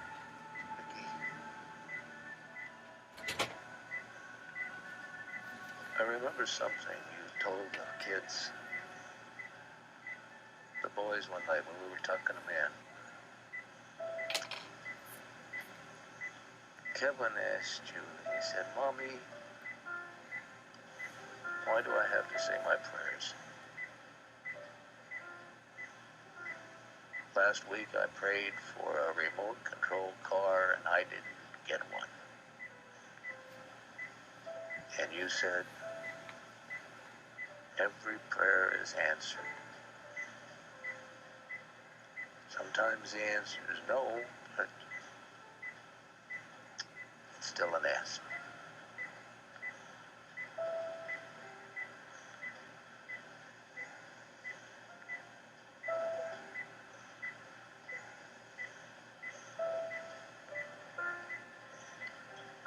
Well, I got a couple prayers today, myself. And the first one and the most important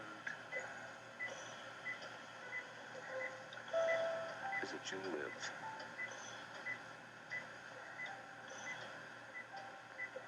And the second one is that when you wake up, you'll wake up with your memory again. And we'll be a family again. But I promise you something, sweetheart. If the answer to the second one is no, then I'll accept it. Just live again, Viki. Just open your eyes and come back. And I won't badger you anymore. Be my wife. Oh, Clint, I am your wife. I always will be. Victoria, listen. The kids need you so much. I don't even have to remind them to say the prayers anymore. They wouldn't think of going to sleep without praying for you. And that you'll come back.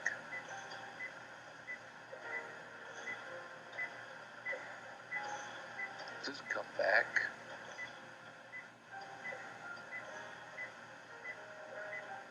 You'll have your freedom and your own life and whatever you want. Just please come back. I see. I hear. How did I ever doubt you, my darling? How did I ever doubt your love? I'm not asking for me, sweetheart, but for the children and for your own sake. Live. No more. Just live. Virgil, please take me away. Away. We just arrived. Please, I can't bear to see him that miserable. And if you die, if he never sees you again, if the children never see their mother again, won't your misery only increase? Virgil, I can't help him. I can't help any of them. No, you can't. But not because he can't see you or hear you. It's not death that makes you invisible, Victoria. It's your lack of faith. I want to believe again, Virgil. In Clint, and in our marriage, and in our love. Tell me how. No one can tell you. You must find your own faith in your own way. Come. Are you taking me back to the Star Ascension? No, you still have some lessons to learn. Difficult lessons.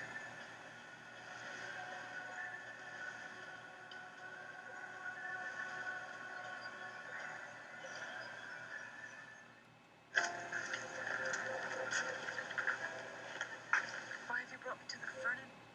Victoria, watch and listen. You can't stay at that hospital round the clock. That's why I asked you to meet me here. Maybe we can help you take your mind off it. Just keep thinking of Viki lying there in that bed with her life slipping away. You're a doctor. You're not a miracle worker. Well, what good is all my training if I can't help the people I like most? Well, sometimes science just has to go in the way of faith. Faith is what's going to bring our Viki back. Oh, Wanda. You always had more than enough faith for all of us. Why didn't I ever tell you how much I admire you? And Larry, why didn't I ever tell you how much your friendship means to me? Their goodness sustains them, but others aren't so lucky.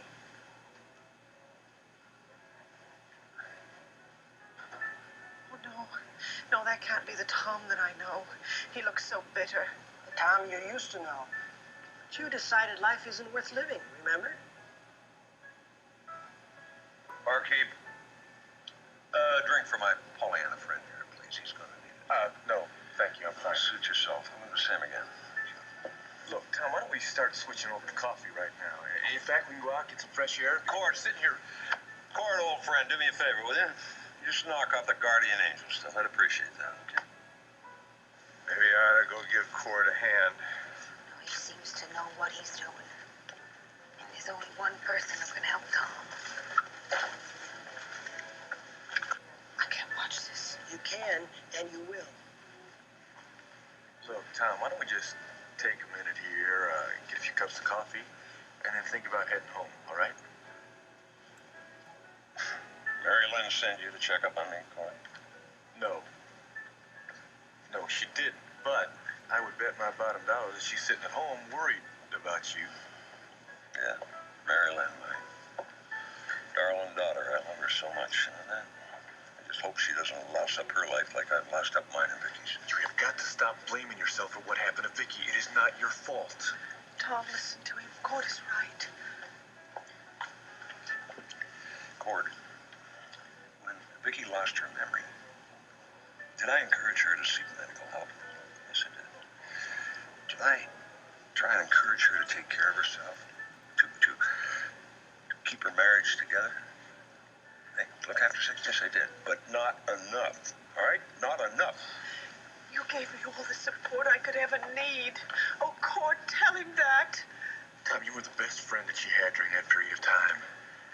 Now, some of us resented that because we were so close to Clint, but nobody blames you for what happened to her or what the kind of condition she's in now. If I hadn't been so selfish, if I hadn't wanted to hold on to her, she might have gotten help sooner. But you don't know that.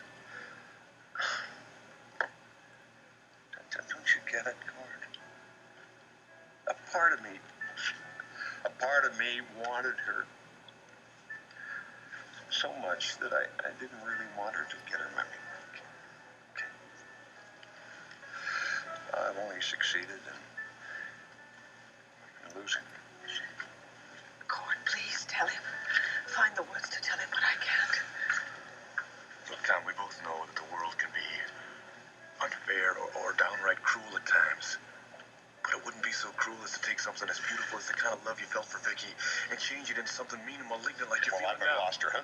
Why? Why have I lost her? Tell me that. Come on. You sure you want another drink, Mr. No, we're fine. I'd like to go to the hospital. We'll go get a cab then, all right? Let's go.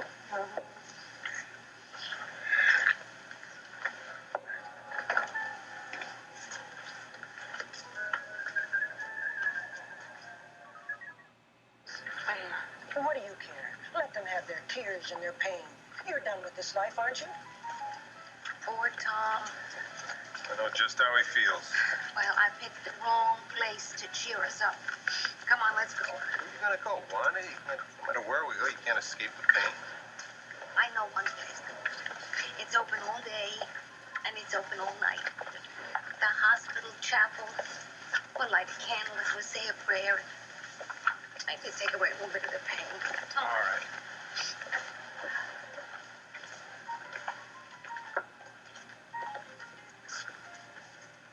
Do you see them, Virgil? Those are my friends and my family. Why must they suffer too? Why must everyone be made miserable because of me? Why do you ask me these things when you yourself hold the answers? How can you be so cold? What good is an angel if he has no heart? Oh, I have a heart, Victoria, even when you choose to be blind. But I don't matter. Tom does, and it is wrong to make him suffer like that because his only crime was in loving me. When everybody else doubted me, he didn't. He never believed that I'd turned into Nicky Smith, and he never believed that I'd stolen my own baby. Tom Dennison was my one unfailing friend, and it is wrong for him to bear the blame for everything that's happened to me. Why? Why? Your great-great-grandmother, Felicity Lord, gave this to me. It's ancient, and the moths have had their way with it, but it's the only thing I have for your tears, Victoria. Oh, Virgil, forgive me, please. I know you have a heart. And you, Victoria. Neither you and Tom are completely to blame for what's happened to you. Who else? Come on. We have another stop to make. Virgil, wait. Please, tell me, someone else is to blame? Your questions will be answered. But prepare yourself, Victoria. You're not about to like what you see.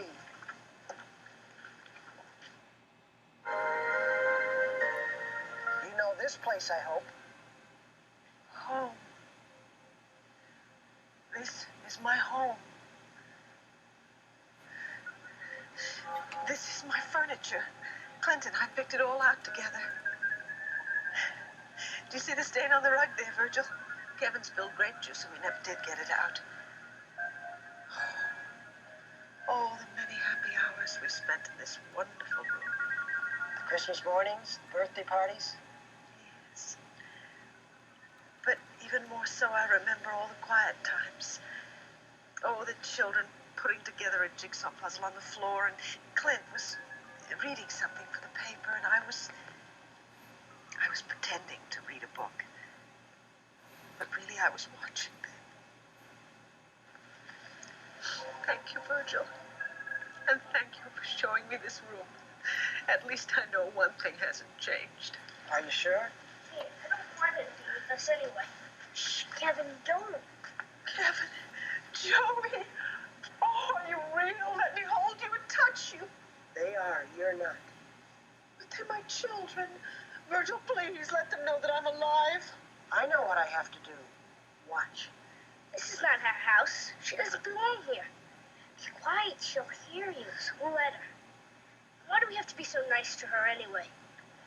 You asked her to take care of us. Kevin, it isn't polite to run off when somebody is trying to talk to you. Maria. Now, I'm sure that your mother would want you to be polite to a guest. How do you know what my mom wants? What is she doing here? She's helping Clint. Won't be easy for a man to raise 3 young children alone. Joey, why don't you tell your brother that I am not such a bad egg? Gee, Kev, all I said was I'd like to help you with your new stamp collection. My mom always helps me do that. Tell her to, Joey. Well, Joey understands that your mom can't help you right now, but I can and I want to. Come on, Kev, don't make trouble. Why don't you just go away and leave us alone? Because your father wants me to help you out, and if your mother were here, I am sure she would want the same thing. Oh, I've got news for you, sister. Victoria, listen. Talk like she's dead. But she isn't. Oh, sweetheart, I only want to help. Don't call me sweetheart, and I don't need your help. She's gonna come back. She just gotta come back. Kevin! Kevin, come back here. So don't just stand there like a silly goose. Come on. Come on. Virgil, she's taking my place. Tell me this doesn't have to be. Please, Virgil, tell me I can change it. I don't have the power to change things, Victoria. That's up to you. But how can I prevent her from trying to worm her way into my children's lives? How can I stop her? Virgil. Yes? It's all starting to come back to me now. what you meant about my not being entirely to blame. Maria! She's been trying to take my place for a long time, hasn't she? She's not responsible for your medical problems. No, but she's responsible for everything else. She was the one who made Allison dress up like Nikki Smith to return the baby. Was she? Of course she was. You know she was. And she's the one who put the wig and the dress in the trunk of my car to make everyone believe that I was Nikki. How clever. Clever and cruel. Virgil, I'm remembering it all now. I found Maria in Allison's room. She was trying to destroy some incriminating evidence, and when I confronted her, she could not deny that she was behind it all. That's when I called Tom. I told him to meet me at the cabin so we could talk, and then Clint came and found us and started the fight, and then Yes, Victoria, that's when your amnesia began. She wanted to destroy my marriage, and look what happened. She did it. We've seen enough here. Time to move on. No, I have to find a way to stop her first. How can you? You've already decided you'd rather be dead. I can't die. Don't you see, Virgil? I have to live. I have to live to save my family as long as I still have a family. Help me, Virgil. Please help me. You're learning, Victoria. Unfortunately, you still have one more lesson. The hardest one of all. Come. Viki must see that life is nothing but suffering and blindness. Surely my daughter will choose to spend eternity in peace and contentment. Not before she understands exactly what she's giving up. Joe, she was so selfless in helping to save Rafe's life. Isn't there anything we can do to return the favor and help her now? Samantha, I'm afraid she's in that spot of time we call the future. She cannot help those she loves, and there's nothing we can do to help her. Enough is enough! Stop it! You destroyed my marriage. And now you want to destroy my... Virgil! You can't let him kill her! We're here to observe, not to You destroyed yourself, Maria! She deserves it! Enough! I said enough! Let her go!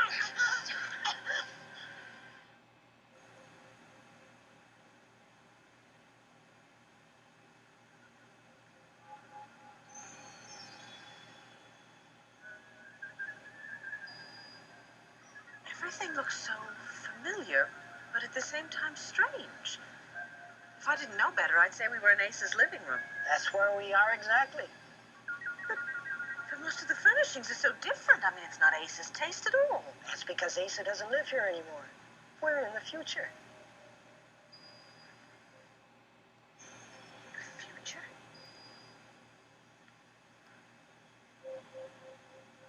Oh, look at the photographs. Oh, I recognize my baby pictures.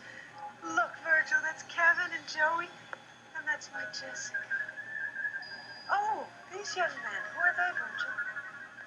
Get out of my way, I said. Why are you always making trouble? I'm not making trouble, Joseph. I'm pouring myself a drink. They're the young men in the photographs. Care to join me? We should lay off that stuff, Kev. You know how she feels about your drinking. I don't give a damn how she feels. You worry too much, baby brother. Come on. One little drink won't kill you. Joseph. Kev. No, my sons are still children. That's impossible. Perhaps a bit of explanation is in order. These are not the sons you've known, but the sons you'll never know. Kevin and Joey grown to manhood. But how? Well, that's a ridiculous question, isn't it? I shouldn't be surprised at anything anymore. But why have you brought me here, Virgil? This is the world of your Buchanan family. The world that will exist should you die. There's something very wrong with this world.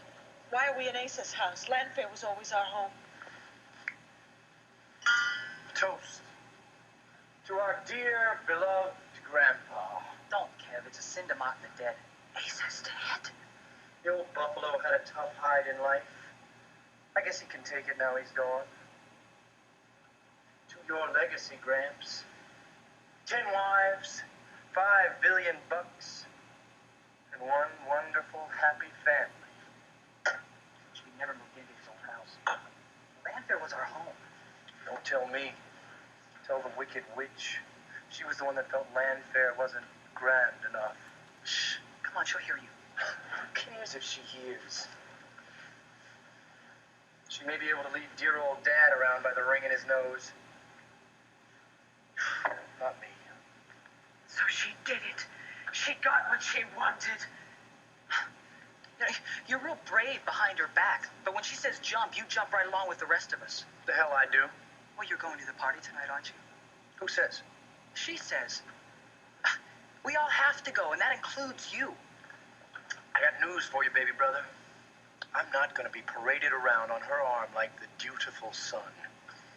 I'm going to hop in my car and head for some real excitement. Yeah, I've seen the way you drive that thing. You're going to wrap yourself around a tree one day. Sooner the better. Flying through the windshield at 90 miles per hour beats spending one more minute in the same house with her. Kevin, you don't really mean that, do you, darling? Maria? Somebody die and make her the queen of Landview? Yes, Victoria, you did. Well, aren't my two charming companions for the evening going to comment on their stepmother's new gown? You look lovely, Maria. Oh, thank you, Joseph. Well, Kevin, don't you have something you'd like to say? Your Highness. What happened to the simple rancher's wife from El Paso? Where did she get all those jewels? Don't you recognize them? The diamond brooch, that was mine. Kevin, your sarcasm isn't nearly as amusing as you think. You were too young to remember, but your dear mother once wore these same jewels. I've seen the pictures in the album. She wore that brooch on special occasions. And as for the rest of that stuff, you made Dad buy it all for you. Watch it, will you, Kev? No. No, your brother is right. Clint has been very generous to me, and I am very grateful. Our mother valued one piece of jewelry, her wedding ring. Did you rip that off her finger before they nailed the coffin shut? Kev! Since you seem to be in such a dreadful mood, perhaps it's best that you don't come with us tonight. Gee, thanks, but I didn't ask your permission. Kevin, if your eternal quest for excitement should lead you to the gambling casino again, don't expect me or your father to pay for your bad luck. As for your trust fund, it is all but gone, isn't it?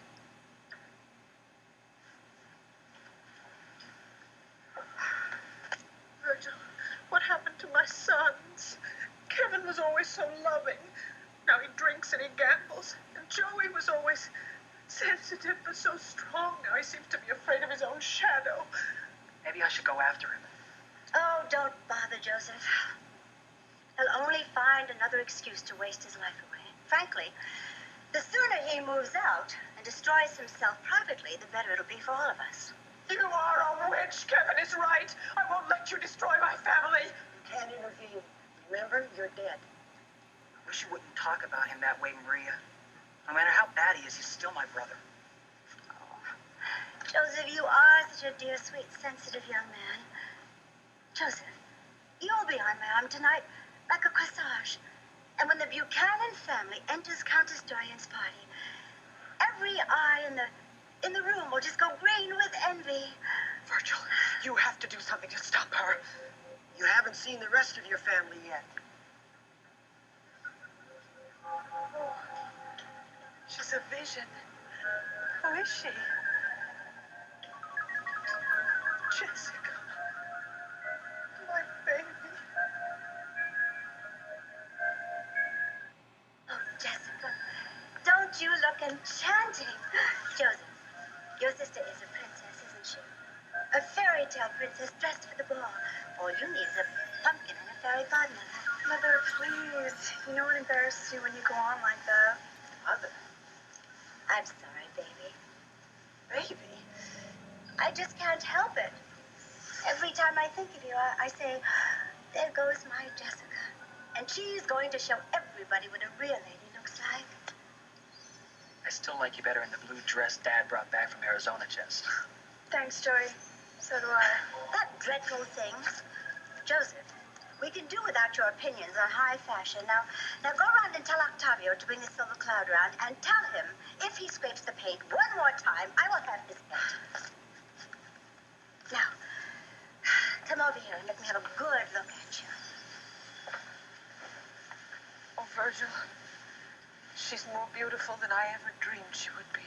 She looks very like her mother. Mother, do I have to go to this party tonight? I mean, everyone there will be so old, and I won't have anyone to talk to. Oh, that isn't true. Now, I understand the Countess Dorian's friend, who just happens to be the Duke of Brittany, has a son your age, Jessica. But all the kids are going to be at Elmo's. That awful old dive? Oh, Jessica Ann, don't you want to be the belle of the ball? Don't you want to be accepted and admired by the finest families in Landview, huh? No, Mother, that's what you want. You never asked me what I want. That's because you are a silly young thing who couldn't possibly know what's good for her. Oh, thank heavens you're going off to Miss Hayward's school next year. But I don't want to go to that awful place. It's full of rich little snobs. Is that what you think of the most privileged young ladies in all of America? Daddy says that I could just stay here and finish high school in Landview. Well, after your father spoke to me, he had a sudden change of heart. Oh, darling, we're doing this for your own good. Now, let me see your fingers. She treats her like a paper doll. How can Clint even allow this? Just as I thought. You've been back to the stables, haven't you? Against my strict instructions. Well, I miss Valentine, and she misses me. Jessica, you cannot spend all of your time riding horses. But I'd love to go riding. It's the only chance Daddy and I have to spend together. We go out past the lake, and then over the hills. A proper young lady develops many interests. Jessica, how do you expect to win the Duke? Or the son of a Duke, if all you can do is ride? But Daddy says... I don't want to hear anything further about your father.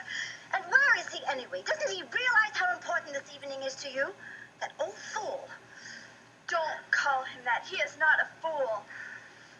He's just not feeling up to coming out tonight. What you mean is, he's too drunk to tie his tie. He's had a bad day, Mother. All of his days are bad lately, and he makes them even worse for us. Well, not tonight. You will go upstairs and tell your father, Pete, to be dressed and presentable in 5 minutes. Mother! I am tired of his selfishness. If Clint wants to drag himself down into the gutter, fine, but I will not let him take this family with him. I wouldn't dream of embarrassing you, Maria. Or the rest of the family. I mean, we are the Buchanans, aren't we? We do lead a charmed life, don't we? Oh, Clint. Oh, Virgil, you look so sad. So defeated. The man I knew could overcome anything. The man you knew had you in his life. Daddy, I was just telling Mother how you weren't feeling up to the party.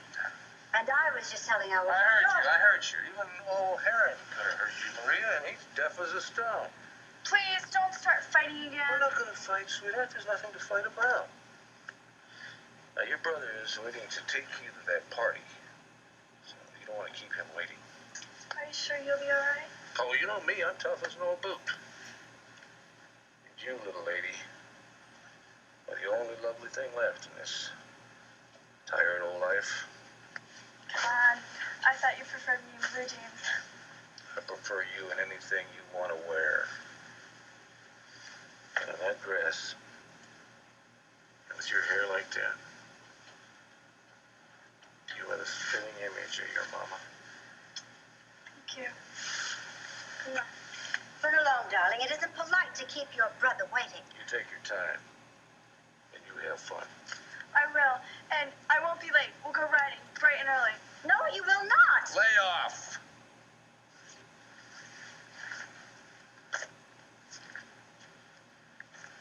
Why must you constantly remind the children of somebody who is dead? Somebody?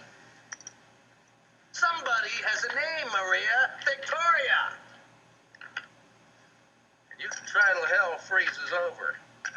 But you'll never make this family forget her. But you do them more harm than good by keeping Viki as some paragon. Oh, really? Really? They could do worse. I've tried to live up to your memory of Saint Viki, but I can't do it, Clint. No woman alive can. You expect me to feel sorry for you? Oh, no. No, I gave up expecting any sympathy from you ages ago. But I would like some appreciation for what I have done. I have given these children a real home and a real family in spite of their father. You gave these children sports cars and grand old mansions and fancy schools. Why are they so unhappy, Maria? Huh? Could it possibly be because you couldn't give them the one thing they really needed? A mother's love?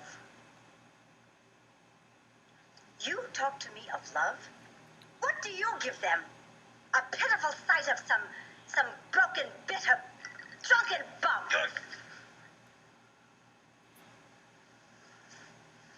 Yeah, I'm broken.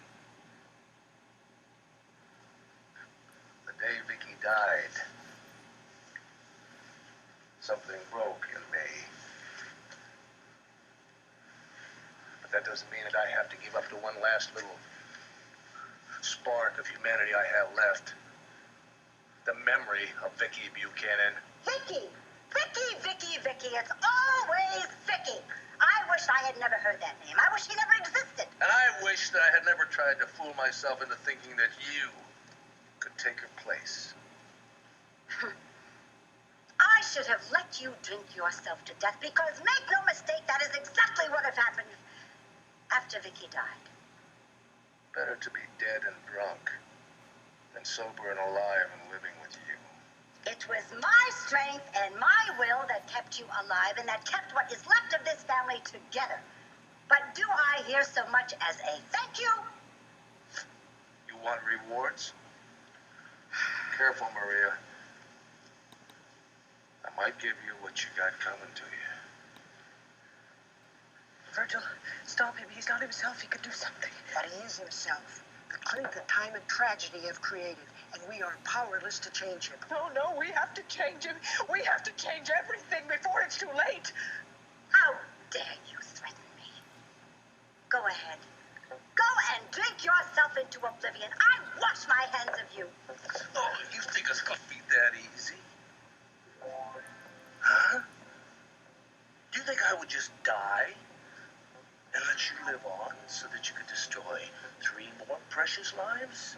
You're hurting me. Hurting? Virgil, please. I'm hurting you? I could squash you like a bug and never lose a wink of sleep over it. You talk about what you did for me. I'll tell you what you did for me. You cost me the one true love of my life. Stop it. Don't. You think I haven't thought about it? You think I haven't thought about it? I thought about it.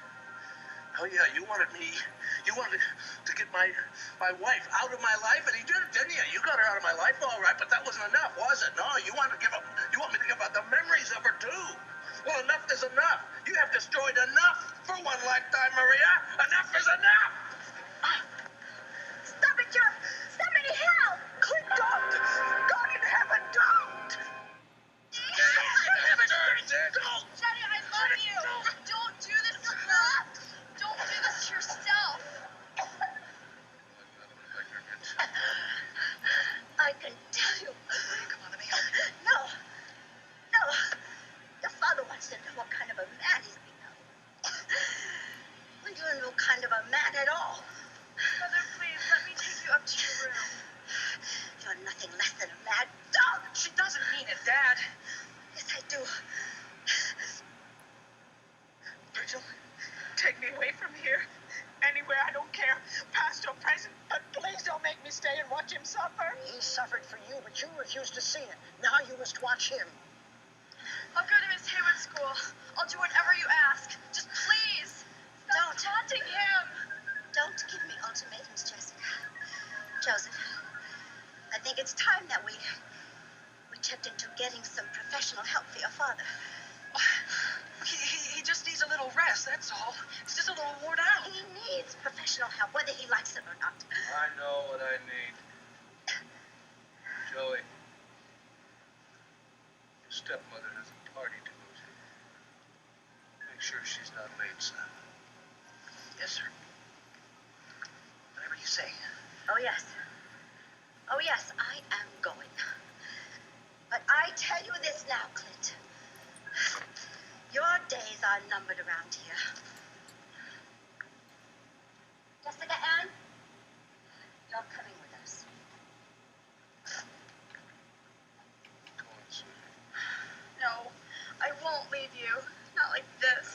night is practically your coming out party. Don't let me ruin it for you. She's already done that. Besides, it's her party. It's not mine. You deserve more, Jessie. You deserve more than to waste another night taking care of your old man. Daddy, let me slip out of this straitjacket. We'll get Desperado and Valentine, and we'll go up to the hilltop. Not tonight. But I know how that cheers you up. Just think us, the wind, the clouds, the stars. Jessie, tonight belongs to you. Just like I hope every night the rest of your life belongs to you. Why are you looking at me that way? Because daddies like to look at their little girls, that's why. And because I want to remember you looking just like this. I'm not going to any silly party. I'm staying here with you. Jessica, I'm a lost cause. Don't say that. Jessie, you're old enough to face the truth. And the truth is, when I lost your mama, I just lost all reason for living. What about me? Daddy, what about Kevin and Joey? Daddy, we need you. No. What you need is a chance to breathe and laugh and to live your own life. You don't need another burden like me. You are not a burden. I don't care what Maria says. I will never call her mother again. Daddy, let's just you and me. Let's run away. Let's go somewhere else, somewhere where she can never find us. Oh, Jessica. You always did love fairy tales, didn't you? Sweetheart, this isn't a fairy tale. This is real life. And happy endings aren't that easy to come by. Daddy, please. Oh, don't talk this way. Jessie, now I made you cry. That's the last thing I wanted to do.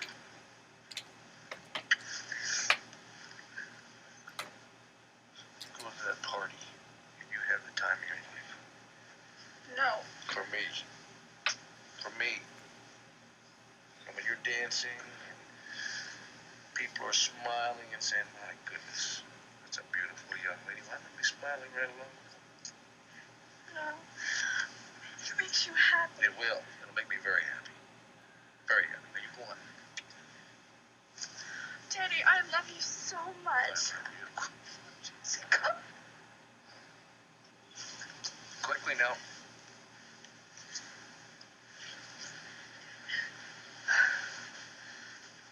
Daddy, you're wrong about fairy tales.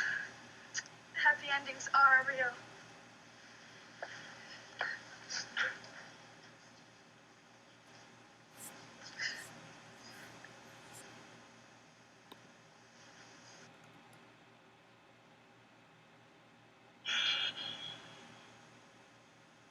Welcome back, Victoria. Yes, well, I'm not particularly happy to be here. Can we please hurry these proceedings along? There is so much for me to do back at home. So your journey taught you a few things. Yes. It reminded me of many lessons learned, unfortunately forgotten or pushed aside. It's amazing to me how we forget in our day-to-day living that all of our words, our feelings, and our actions have an enormous impact on everyone around us, and that the effect goes far beyond the moment. When I realized the misery that was created for Clint, for my children, Kevin, Joey, and Jessica, by my absence, when I realized how hideously Maria Roberts filled my place, there is no sacrifice I would not make to return to my family. In that case, fine. Then let's continue. Victoria, when you were 19, I seduced your best friend. Now, you knew about this because you found me in bed with Irene. What did you do about it? Nothing. Except that I pushed it out of my consciousness. Then why didn't you confront me about it? I couldn't. That would have been totally inconceivable to me. As inconceivable as what I witnessed. And how did I act afterward? I don't remember. Of course you do. You know that I became even more overbearing in my demands that you be flawless. Became even more rigid and righteous. So we both pretended it never happened. Isn't that true? Yes. And the next thing we know, there was a newcomer in the household. Some vulgar little thing with running around in tight skirts with much too much makeup. Her name was Nikki Smith. You created her in order to get back at me, didn't you? Rather than stand up and confront me about my transgressions, you fled and let Nikki Smith fight the battle for you.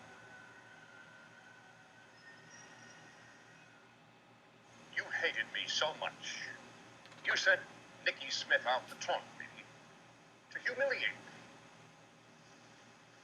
Years later, when you discovered that Tina was my daughter, the product of my union with Irene Clayton, you sent Nikki out again to deal with it.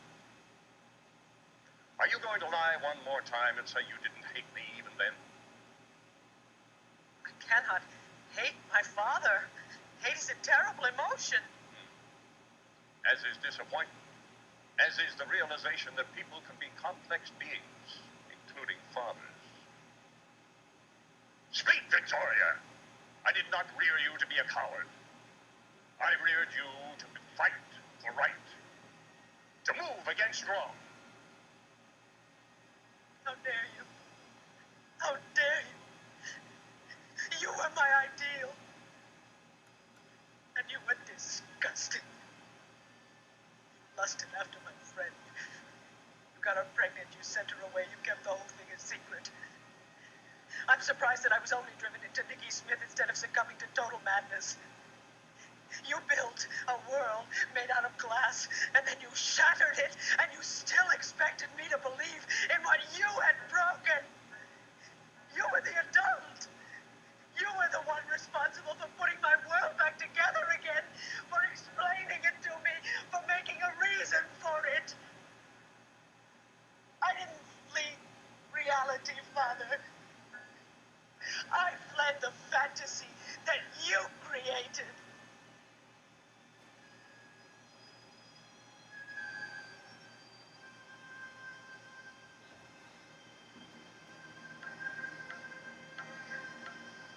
And you know something?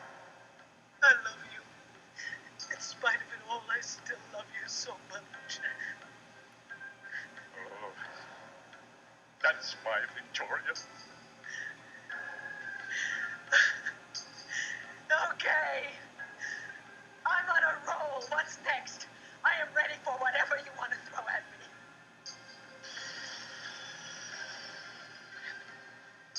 You stopped the star. Your will to live, to face anything, to return, has brought us to a halt. Go on, get him, Victoria.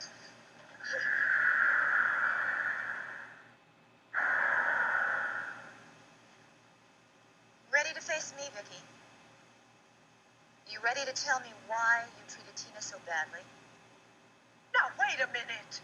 Children can go wrong, Viki. And it's perfectly true. Tina was a very troubled teenager.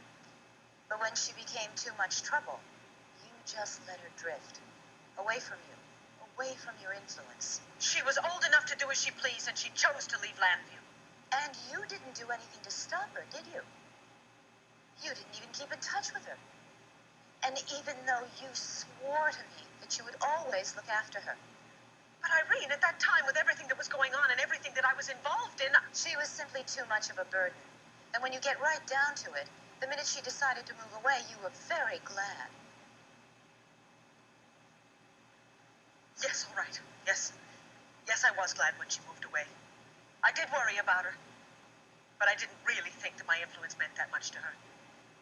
And then she came back, waving that diary of yours, having discovered that Ted Clayton was not her father after all. Yes?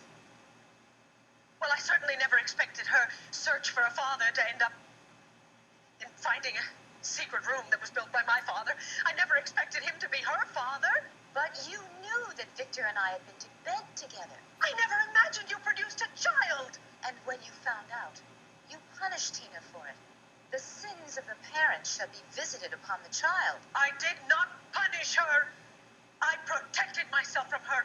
She tried to take my husband and my house. Because you denied her her rights as a sister. You cut her out emotionally, and then you even cut her out of the inheritance. And Victor wanted her to have that. I tried negotiating with her, Irene. She was too greedy. You were too greedy. You were too conditional. If you had simply given her some fair portion of this inheritance, she would have left you alone. You would have been free of her connivings forever. Oh, no, Irene. No, you underestimate Tina's drives. And you are completely leaving out Mitch Lawrence's influence. My cue, I believe.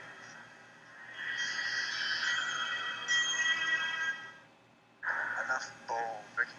It's time to talk turkey.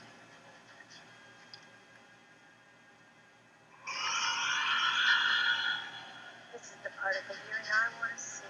Even though we already know how it's going to turn out, don't we? Looking a little shaky there, Vic. I have a theory, one that served me well up till the day Dorian Lord smashed my skull in. The theory is that good always underestimates evil, see? And because of that, evil wins. That's always been your problem, Vicky. You're just too darn good. You know what I mean? Now, you've never been able to head off bad things before they hit because you can't even conceive of such badness.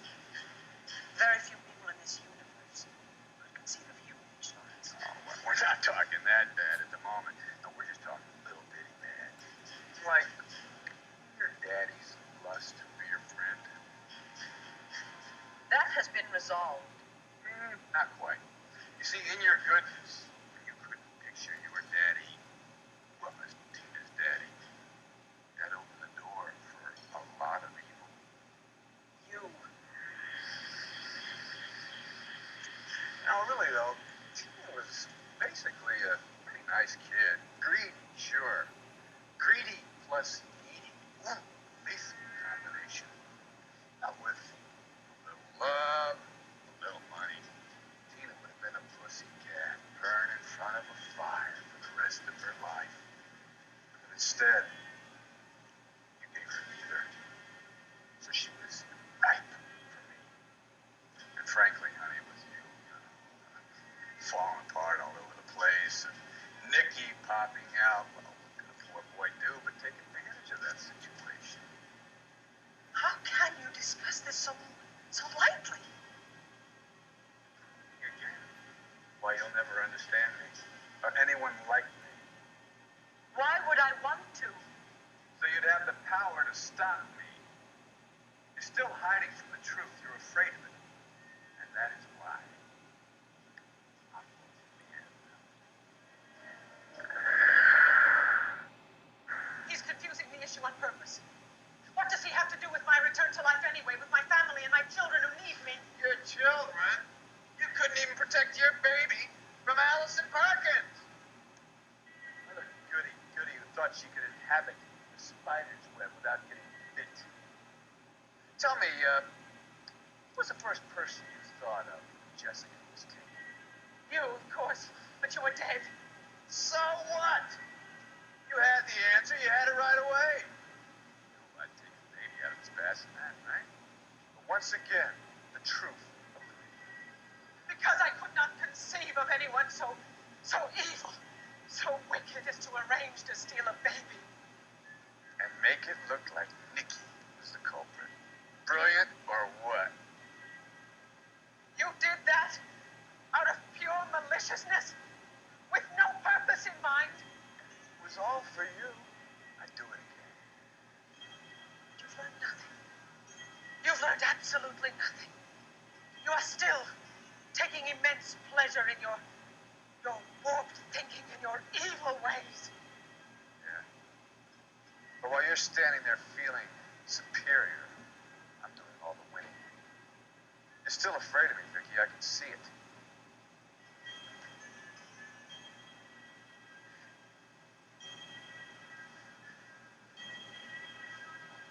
Are you looking for help again against old Mitch?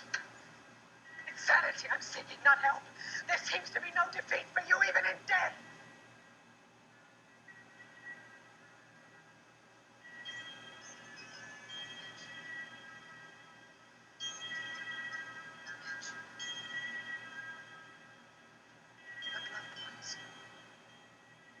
Waiting for you in the hereafter when you arrive. No one, actually. Well, you must have had family of some sort. They don't matter. They never mattered. I didn't expect anybody to meet me, pretend they were happy to see me. Rather a replica of your life on Earth, don't you think? You loved no one, and no one loved you. Hey, Tina and Allison loved me. Oh, no, they didn't, Mitch. They were in your power. It's completely different. Besides, they later realized what fools they were, and they were ashamed. Got what I needed out of them. No, you didn't. I don't think that you have ever, in your whole life, truly gotten what you need from anyone. This is psychological babble. It's no different from you babbling about good and evil, is it? Except that I think I have stumbled onto the key to you, Mitch Lawrence. This is bull. There is a void in you. A void so vast that no amount of money, power, or fame could ever fill it. Look at you. Mitch Lawrence. Handsome, brilliant, eloquent. Missing something. And afraid of something. You're the one who's filled with fear and anxiety. Don't lay that rap on me. I don't feel it now. I don't feel it. I'm not afraid of you, Mitch. Not at all. But I have suddenly discovered why you operated so successfully. Yes, you did take the power that people gave you because people are born naturally trusting. People are born possessing fear. And you wormed your way into the trust and you played. You played with the fear and you were right. You always won because your diabolical logic was beyond most of us. But there was never any satisfaction, was there, Mitch? Yes, there was. There was. You were always lying to others, just as you're lying to yourself right now. Mitch, think back. Was there ever one pitiful little victory of yours on Earth that was worth spending eternity with no one to care for? I don't need that. I never needed that. That's what makes people weak. It's for chumps and fools.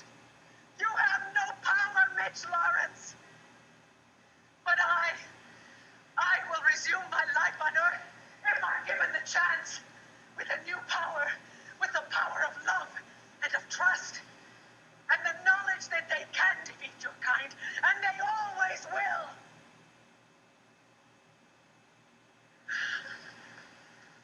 What happened to Mitch's voice? Your leader ain't talking anymore, man. A little eyewitness victory of good triumphing over evil. Mitch Lawrence will never talk again. He will spend eternity forced to listen and to learn. You ain't nothing, man. You're on your own.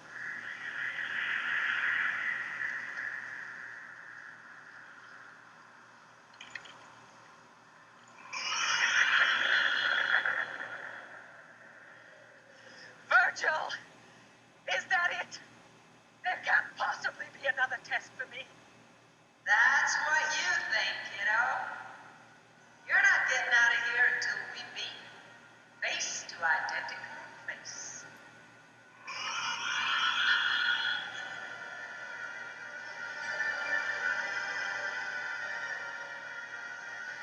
Viki Smith.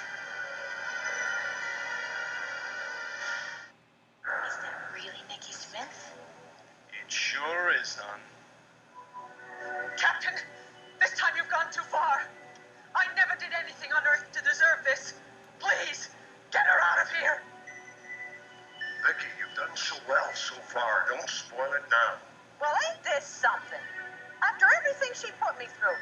she's acting like I did something to her. Like I'm not fit to be in the same little space with her. You took over my life. You pretended to be me. You hurt my husband so terribly. Come on. I was fighting for survival. That's what you're doing right now, right? This is so weird, Viki. I have never seen you like this. You're all kind of scared and nervous. The only Viki I ever knew was a hoity-toity one who thought she was better than most people, and a lot better than me. I am better than you. How do you figure that? How did you figure that? Hey, kid, I'm a part of you, you know? I'm like your arm or something. No, you're not. You're dead. You are no longer a part of me. I don't know how to break this to you. I will forever and always be a part of your soul. Want? Captain, please. I need to know the point of this. Do I have to conquer her again? Do I have to vanquish her again in order to return? Well, I can answer that for you. You don't have anything to conquer. Come on. I'm dead, you know. I'm really dead. You already won that fight. And it was some fight, let me tell you. Oh, come on. Aren't you ever going to smile or say hi or something? I can't even bear the sight of you. Oh, thanks a heap. There was no party taking over for you, believe me. Do you have any idea what I did? How hard I worked to keep us out of the nut house? And then taking care of your kids and keeping them happy without letting them know that Mom was on a mental vacation. Oh, and keeping Clint from killing himself and keeping him away from Tiny Tina. You tortured Clint for months. Oh, get out of here. You split, remember? I didn't have any choice. Come to think of it, I never had any choice in anything. One minute I didn't exist. Next minute, boop, there I was. Didn't know where, didn't know why. All I know is most of the time I dealt with totally hysterical people. God. And then you show up again. Talk about me like I'm a piece of dirt. And Clint told you that I was an okay person, that I wasn't bad. But you, would you? I refuse to consider that. Do you know what that means, Viki? It means you consider yourself a bad person, right? Well, think about it, kid. I'm just a part of you that doesn't take life so damn seriously, that's all. You acted irresponsible. Oh, yeah, sure. How irresponsible is dropping out of reality, huh? That's what you did. In fact, you did it again not too long ago, didn't you? Except I wasn't around to look after you that time. Screen sort of went blank on you, didn't it? Well, anyway, you can't blame me for the mess you made this time. Big mess, too. Clint, those poor kids. Oh, I'm telling you. Poor things. Didn't know where they were going to live, who they were going to live with. That was terrible. I got to tell you, though. That Jessica, she is some piece of work. That is a real cute kid.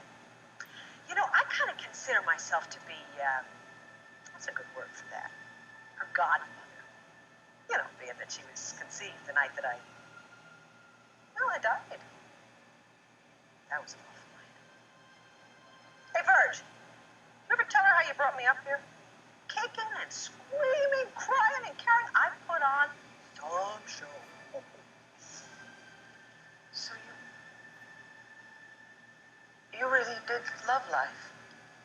As hard as it was for you? Are you kidding? Of course I did. We all do. I gotta tell you, though, I am better off here, you know. I mean, nobody chasing me away. Nobody complains about my clothes, my red wig. Oh, well. You're gonna have your hands full if you go back. Well, you know, if he lets you go back. So no more escaping this time, all right? Especially when Clint tells you he doesn't want you back anymore. What? Oh, yeah. I mean, I got a kind of overview of all this now, you know. I don't think the guy's got the strength to take you back again. I think you lost him for good. Want, isn't it? For Clint to reject me and for me to be unhappy again, and then you would have your measure of revenge. Is that it, Nikki? Hey, Doc, what happened in that operating room? What'd they do, cut her ears off by accident? She's deaf. You're not listening to me, are you? You keep acting like I'm somebody else. I'm not.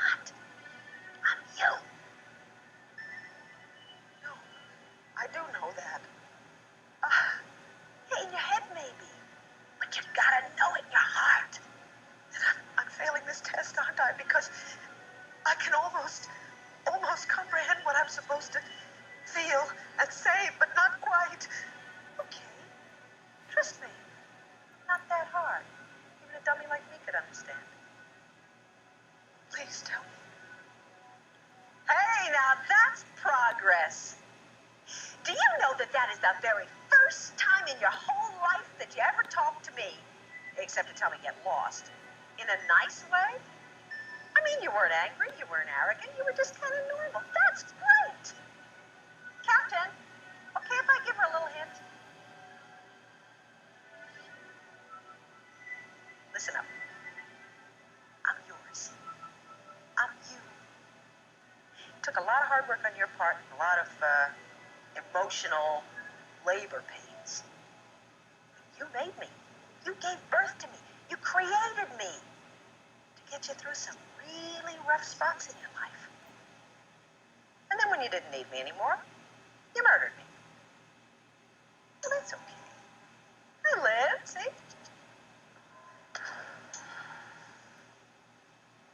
And you are at peace now, aren't you? Yeah. Yeah. Which means so am I.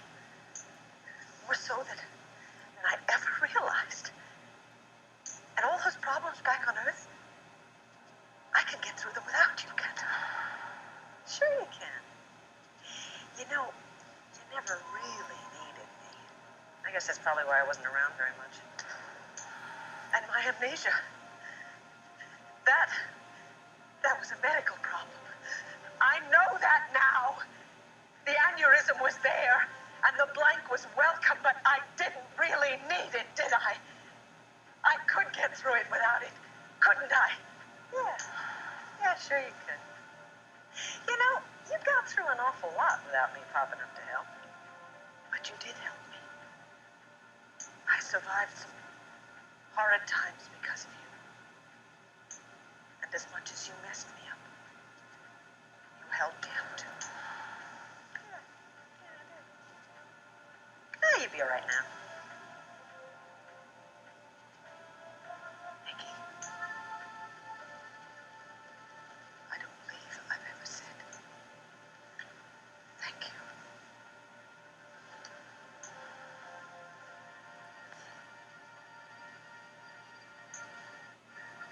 It's okay, kid.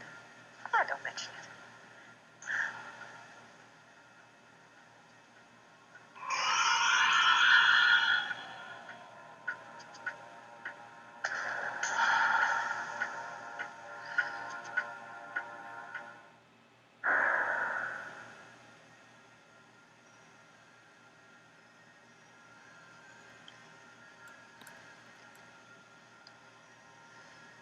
Sweetheart. Oh, Joe.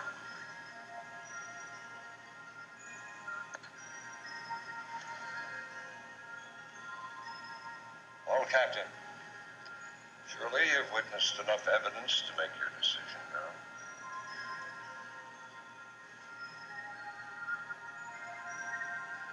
I have.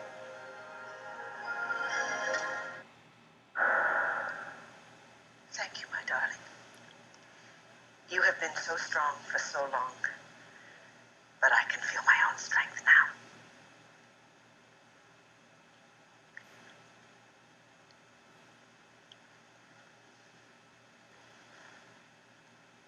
Captain, what is your decision? You have shown courage, wisdom, and compassion, Victoria. But the question still remains. Have you learned from your past mistakes? Will your return to life on Earth really make a difference to those you love? Oh, yes. Yes, indeed it will. I've learned lessons that I will put into practice. You must let me return.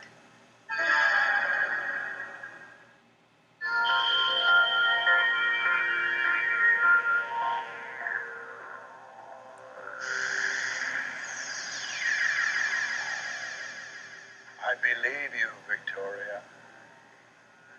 Godspeed.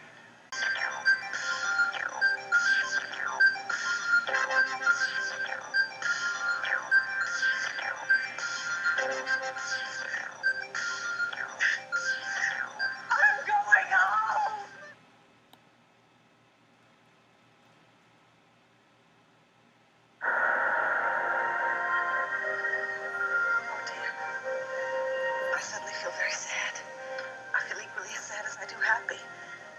Because I have to say goodbye to you all over again. You know this time it's not forever, Viki. Yes. I want to thank you all for your love and your support and for all the effort you put out in my behalf and for ultimately understanding that I must go back to put my family back together again. Pardon me. The captain says he's reversing the position of the star so it'll be closer to Earth. This'll make it easier for you to get back. Oh, that's wonderful, Virgil. But you'll have to get all these teary wells over quickly. Oh, are you taking me back? Sorry, you're on your own this time. What? But don't start worrying, Victoria. You know the path. If you say so. You're right, this is a time for thankfulness and not for worry. Where do I start? Well, you can start with me, Viki. Sure is a treat seeing you this way. Oh, Vinny, you're so missed. Wanda and Larry and I, we all talk about you so much. Well, give them both a special extra hug from me, would ya? You bet I will. Viki, can I speak with you just for a moment? In private. Sure. I have some very strong feelings about Maria. I don't know exactly what they are yet, but it's just a warning. But what can she possibly do to me now? I'm not sure. Just an ugly, real feeling in my gut. She's out of control. And she's determined to take Glenn away from you. It's so hard to say goodbye to you all. Who next? I'll be. Listen, I know that Jenny has finally found real happiness with David. As cantankerous as he can be. Oh, yes, very. But when you see her, give her my love. I mean, I know you won't think to give her my love, but you can convey it, even if you're not aware of it. All right. I'm sure I will do it without knowing it. Thank you, Peter. It's my pleasure. Victoria, Dr. Paul. Every confidence in you. Actually, I always did. Oh, I'm so thankful that you were a part of this. Goodbye. Hey, why so glum? Bad feelings about Maria, Virgil. I think she's plotting against Viki. In fact, I would hurry Viki back as soon as possible. Star isn't close enough to drop her off yet. All I'm saying, Virgil, is as soon as it is, get her down there. Only a member of the Lord family could make this more difficult than it already is. Oh, Tony. Tony, we never have enough time together. Goodbye, sis.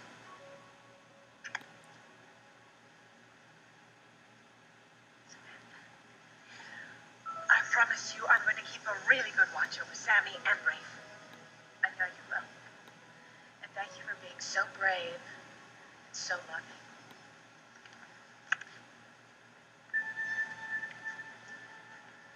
Dear, we're down to a precious few, aren't we? Harry. You've got everything set in your conscience. My death, Viki's. Yes, it's laid to rest. Somehow, improbably, it was meant to be.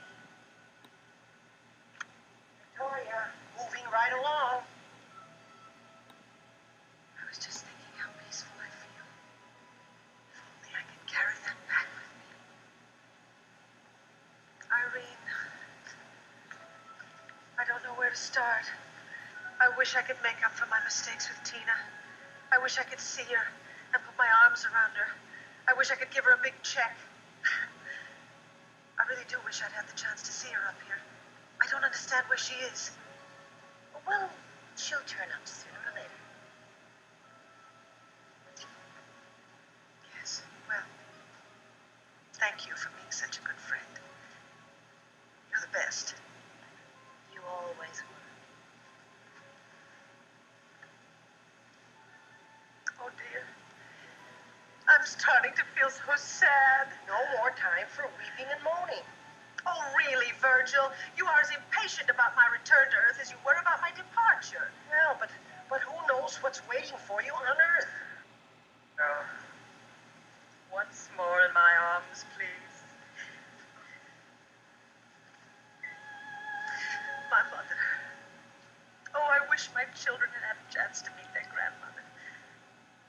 wished I'd had more time with my mother. However, I know, however, at some unspecified date in the future. Virgil? Yes? The date is unspecified, isn't it? Very. Oh, good. Well, then sometime in the future, you and I will be as close as any mother and daughter have ever been. But we're so much closer now, aren't we? I love you. And I love you. Are you in need of a heavenly handkerchief? Great Aunt Priscilla's. Thank you. Oh, Virgil, I have to say goodbye to you too, don't I? And I've grown so fond of you. Just doing my job. And yes, Victor, before you say it, I could have done it better. If you are referring to your absconding with my soul before I had truly passed on, please don't give it another thought. I wouldn't have missed all of this for... I was going to say the world, but I've got the world, haven't I? Oh, and there's one other thing. On behalf of the entire Lord family, you are officially forgiven for our ancestors missing that ride on the Mayflower. Victoria, aren't you exceeding your authority? Father. Very well. Victoria. Yes, I know I have to get moving.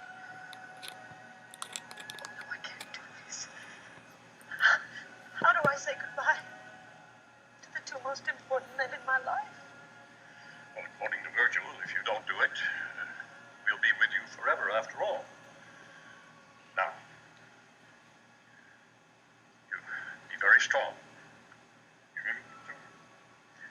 You look me in the eye and simply say, goodbye.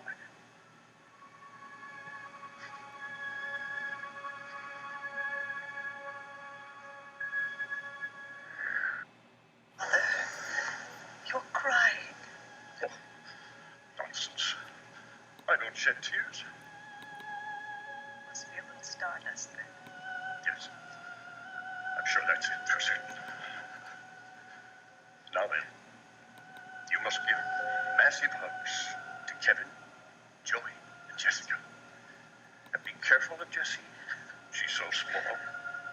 But they will be filled with your love. Fine. Now, secondly, you must do everything you have to do to get your husband back in that house and back in your bed. You must make Ranfair ring with love and laughter. That's why I'm leaving you, for that purpose. Fine. So, that's it. No, don't go anywhere. I won't let you go without one of those massive hugs that I have to pass on to the children.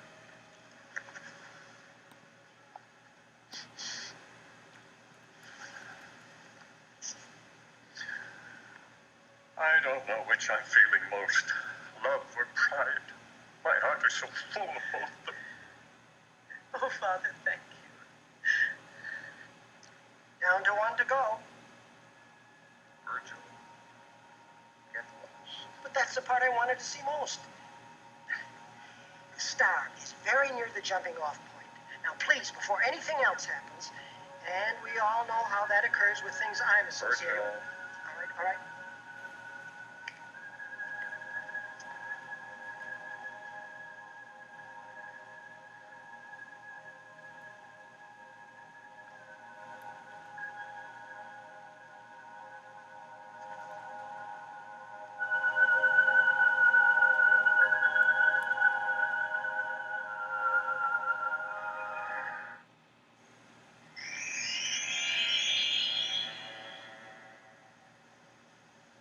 I don't believe the English language has words for this, Joe.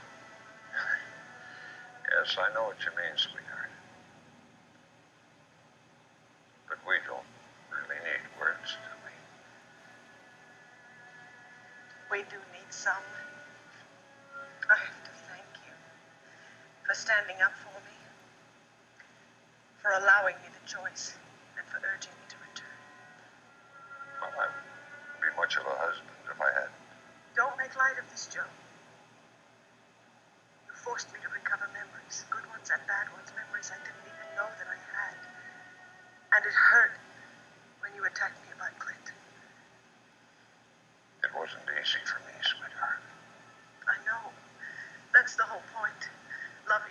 always gentle, it can be, and the truth, as they say, often hurts. But for me to face those demons, all those skeletons in my closet, it's so freeing. And I wouldn't have done it without you. I couldn't have. Yes, I could. I can do anything I want without anybody's help. Except make babies.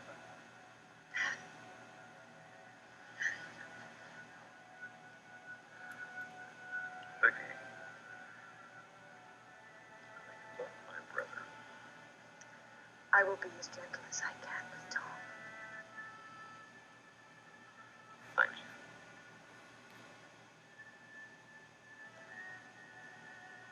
How come I get the feeling that Virgil is going to bust back in here? Parachute in hand. That's right, parachute in hand, and to ask you to jump. Hold me, Viki. Let's dance. Dance? Yes, like we did on our first date. Yes, but Nat King Cole was playing on the jukebox. Oh, magic. Don't tell me you have a jukebox on board. No, but I do have Nat Cole on board.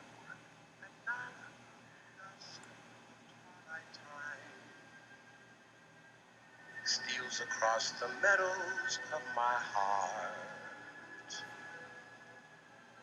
High up in the sky, the little stars climb, always reminding me that we're apart.